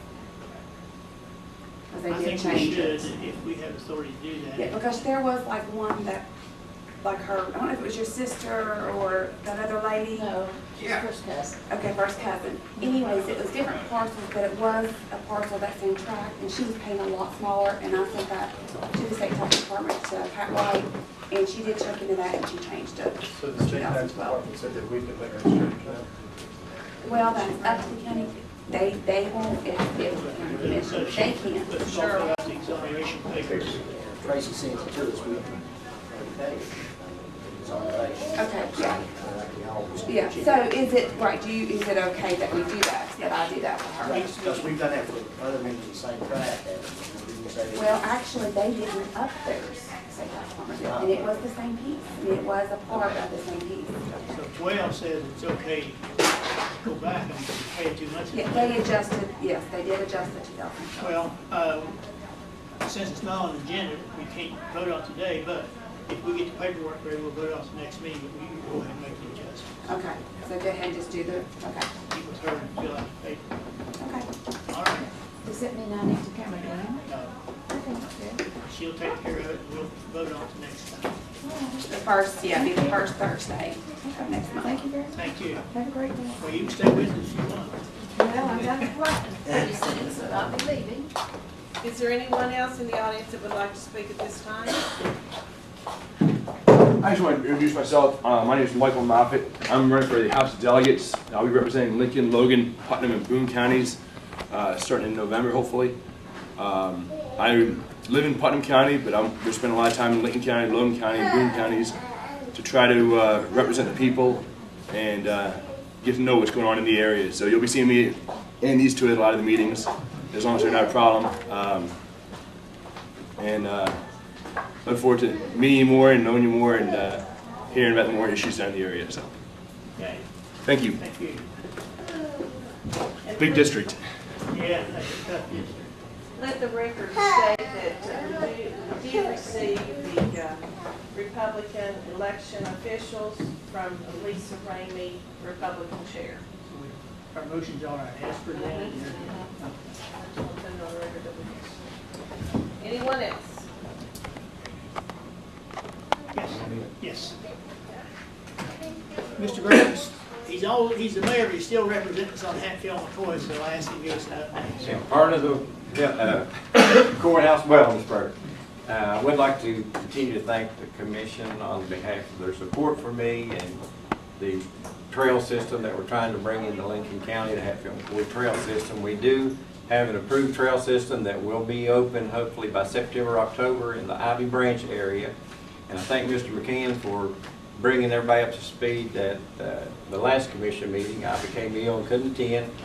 On the public meeting we had at McCorkle, we had a very great meeting down there, and Jeffrey Lusk, our executive director, was there and pretty well laid out the plans for the trail, and the development of the trail, and the development around the trails. And we discussed at that time access to the trails. And since then, we have come to conclude that we believe we need more than one access to that trail because of its location and its proximity to the river.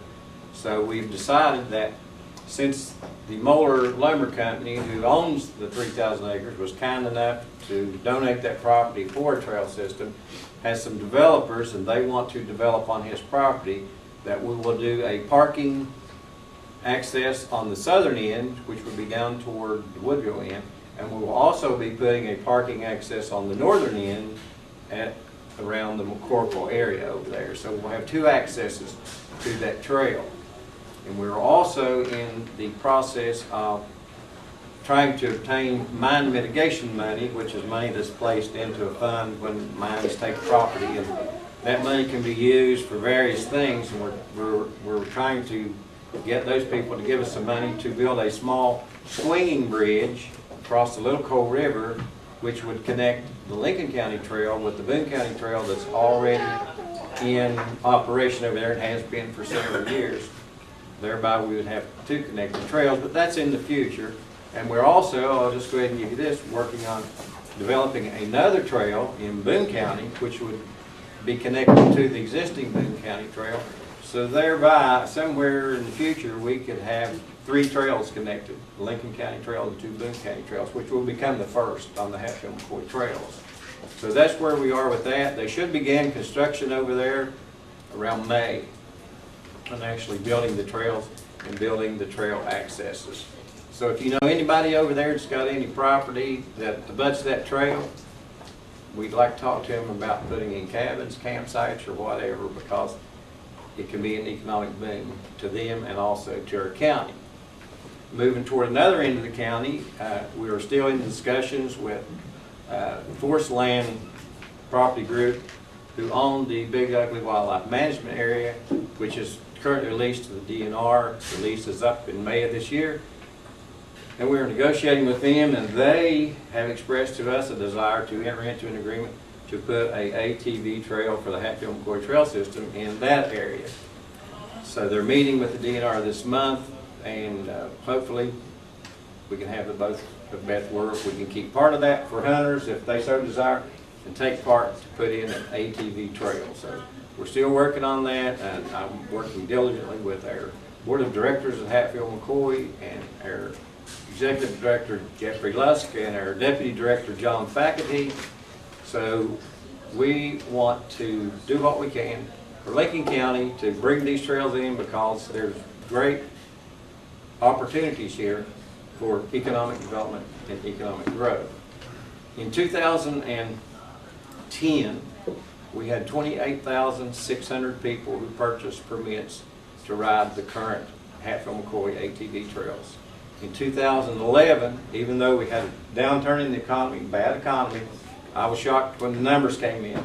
We had over 31,000 people who bought permits to ride this. So even though the economy's down, our ridership is up 3,000 in 1 year, which was just shocked me. I said, well, it's going to be down, it's going to be down. It was up 3,000, which shows you that the people who do this are going to do it regardless. And it seems to be that they like to bring their families here. The majority of our riders come from out of state. They come in here and the average stay is 3 to 5 days. And so people come in here and spend money, and this is what we want.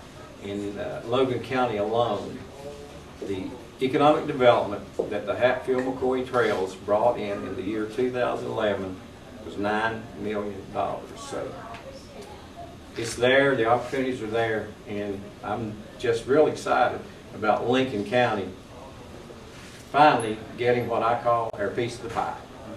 Thank you. Thank you. Let me ask you about the, on the Ivy Branch, you Yep. talked about the 2 different trailheads. Yep, the South. 4x4 park.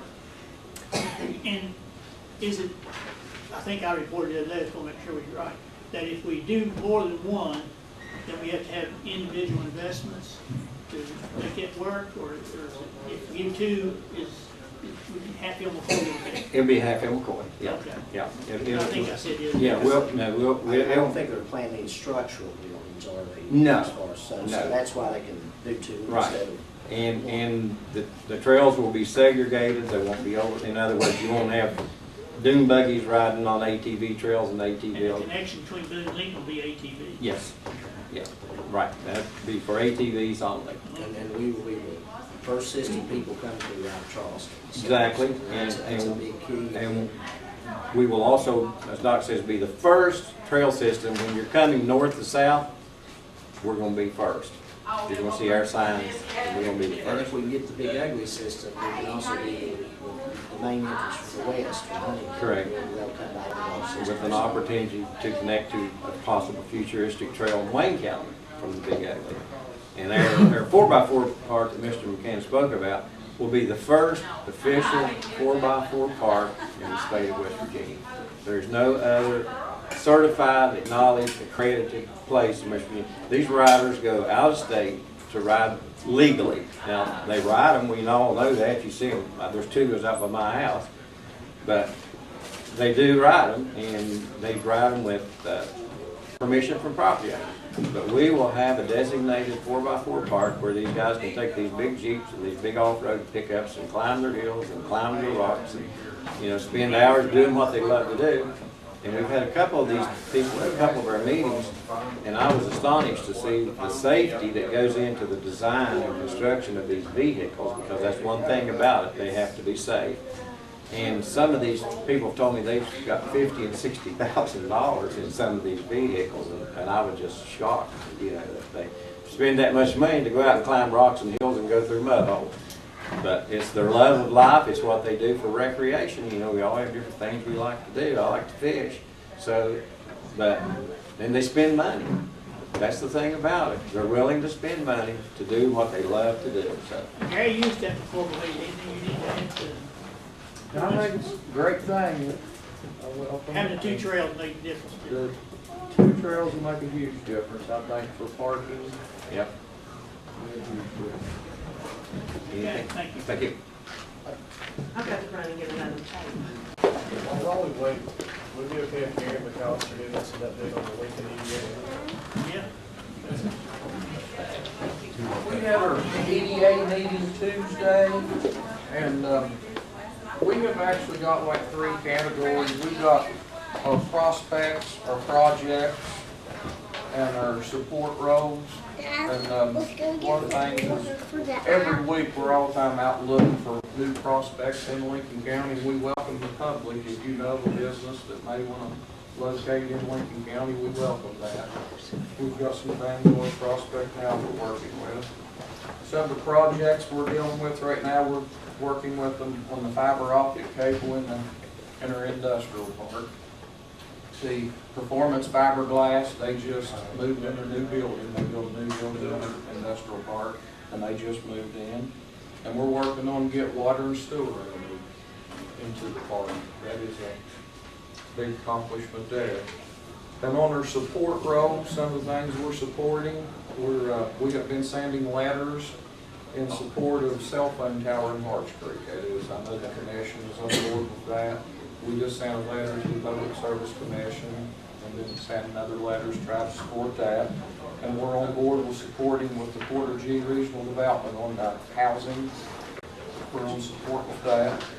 And one thing, you all just approved Josh Stowers, our delegate Josh Stowers, on the EDA board. I think that will be a great asset to have Josh on our board to help us go on. We're supporting the Ivy Branch, the Hatfield McCoy Ivy Branch. Once we learn the trailhead, we're going to go out and actively seek people in the county that wants to invest in that to help bring business in.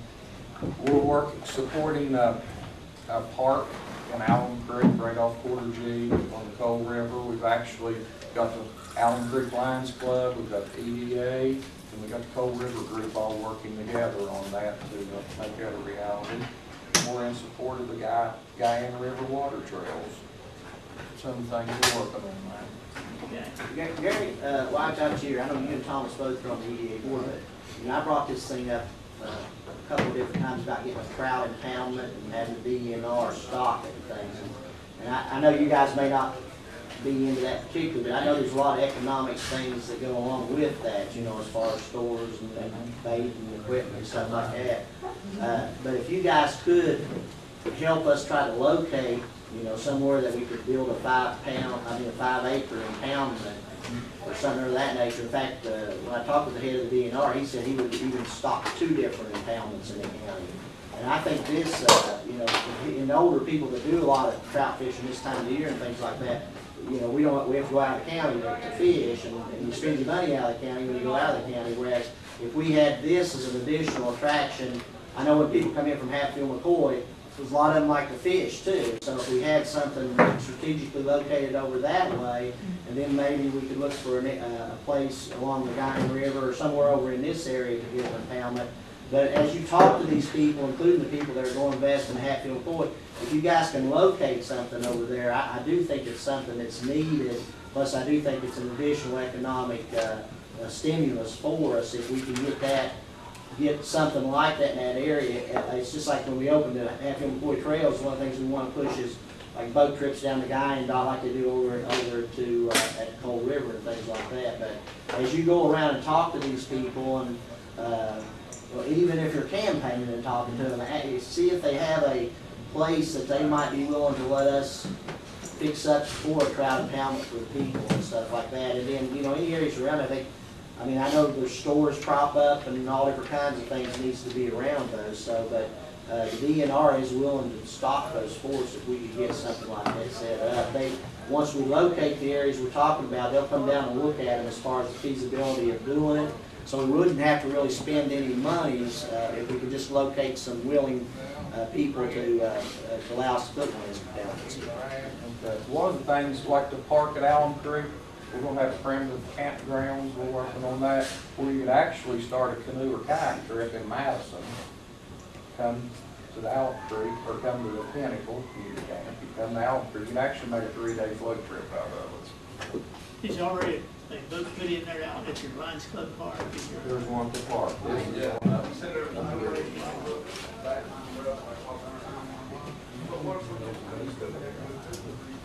Is there anyone else that would like to speak at this time? Move on to commission concerns. We did receive a thank you from Jerry Cummings for the donation that he received for the Lincoln County Skills chapter. He's hoping to bring some trophies back, and he'll bring them to the meeting and let everybody see. Commissioner Vance? I don't really have anything. I've attended the budget meeting with the commission and the other special sessions that we've had and things of that nature. I don't have anything else other than I did want to kind of stay on this thing about the trout impoundment, because that won't cost us a whole lot to do that. It'll be something that will improve as far as quality of life for a lot of people around here that get involved in that kind of thing. That's all. Commissioner Reyes? Due to the time, I want to just skim each of these issues. When a few weeks ago this area was hit with devastating flooding, I was actually out of town, but just wanted to commend Alan Holder for the work he did. He, as always, performed at the highest level possible, And I was in Virginia, but he kept me abreast of the issues. He called me and told me what was happening and how much damage was done, and I really appreciate that. Sharon Sammons from the McCorkle Community Center also kept me abreast of what happened at McCorkle. There was some damage to the playground area and the fencing, and I called the commission president. He went over to that area immediately so we could make sure that the building was safe and structurally sound. I have, since the last meeting, participated in a finance committee meeting, sitting as a member of the Southwestern Action Council. Where Connie Webb is coordinator from Ranger Elementary School. Through correspondence with her and her telling me of the need at Guyan Valley Middle School for the track team and how the kids are coming together and want to put together a first-rate track team and program at the school, but they don't have any money. So that's why I requested for that to be on the agenda. Went and attended the Quarter G Regional Economic Authority meeting by phone. Worked with, as I stated earlier, Jason Moore, Kevin Farrell, and other fire members across the county in regards to the upcoming event in Logan. Visited the Mud River Fire Department. As a member of the Lincoln EDA, I went to the EDA meeting with Gary McAllister. And one of the things that we also talked about at that meeting, Gary didn't touch on, was the county commission is serious about the Mud River area being turned into a state park. We talked about how that would be an economic development tool for the county. And I think this trout impoundment would be just a great addition to that. One of the a developer within West Virginia has talked about putting in a hotel somewhere in this region. So we're trying to use that as a tool to get him to consider the Hamlin area.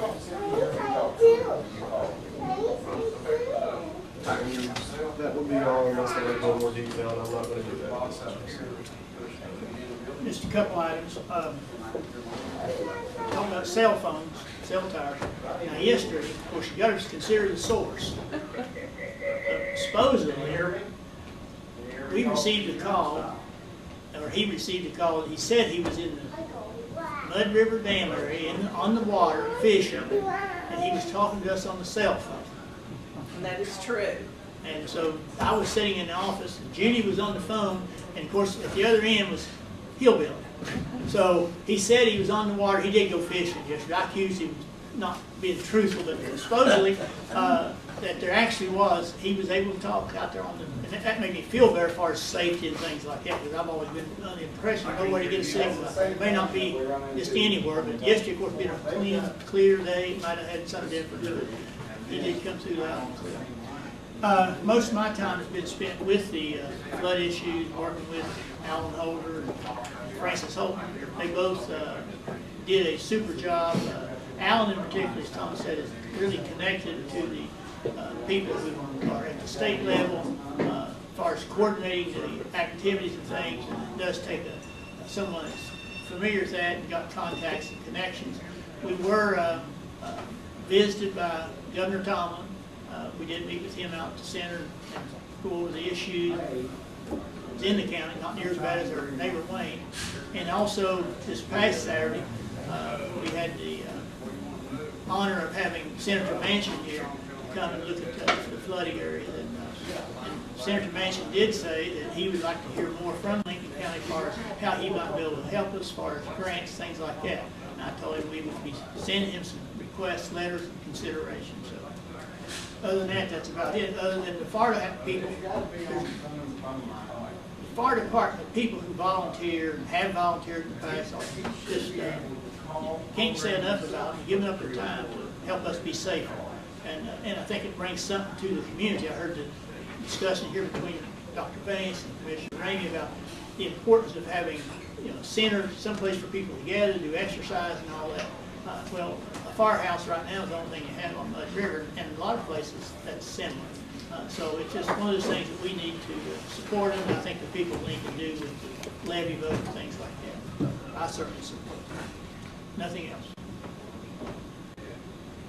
Anything from anybody? If not, we meet again April the 4th for a regular meeting, lay the levy April 17th, basically from third Tuesday is required by law, and April 19th is the next meeting. I would offer a motion to adjourn. We got to recess. Got to recess. Got to recess this Offer a motion to budget, recess. yeah, until April 17th. I'll second that. But we stand in recess due to the budget issue. All yes, motion carries. How to register.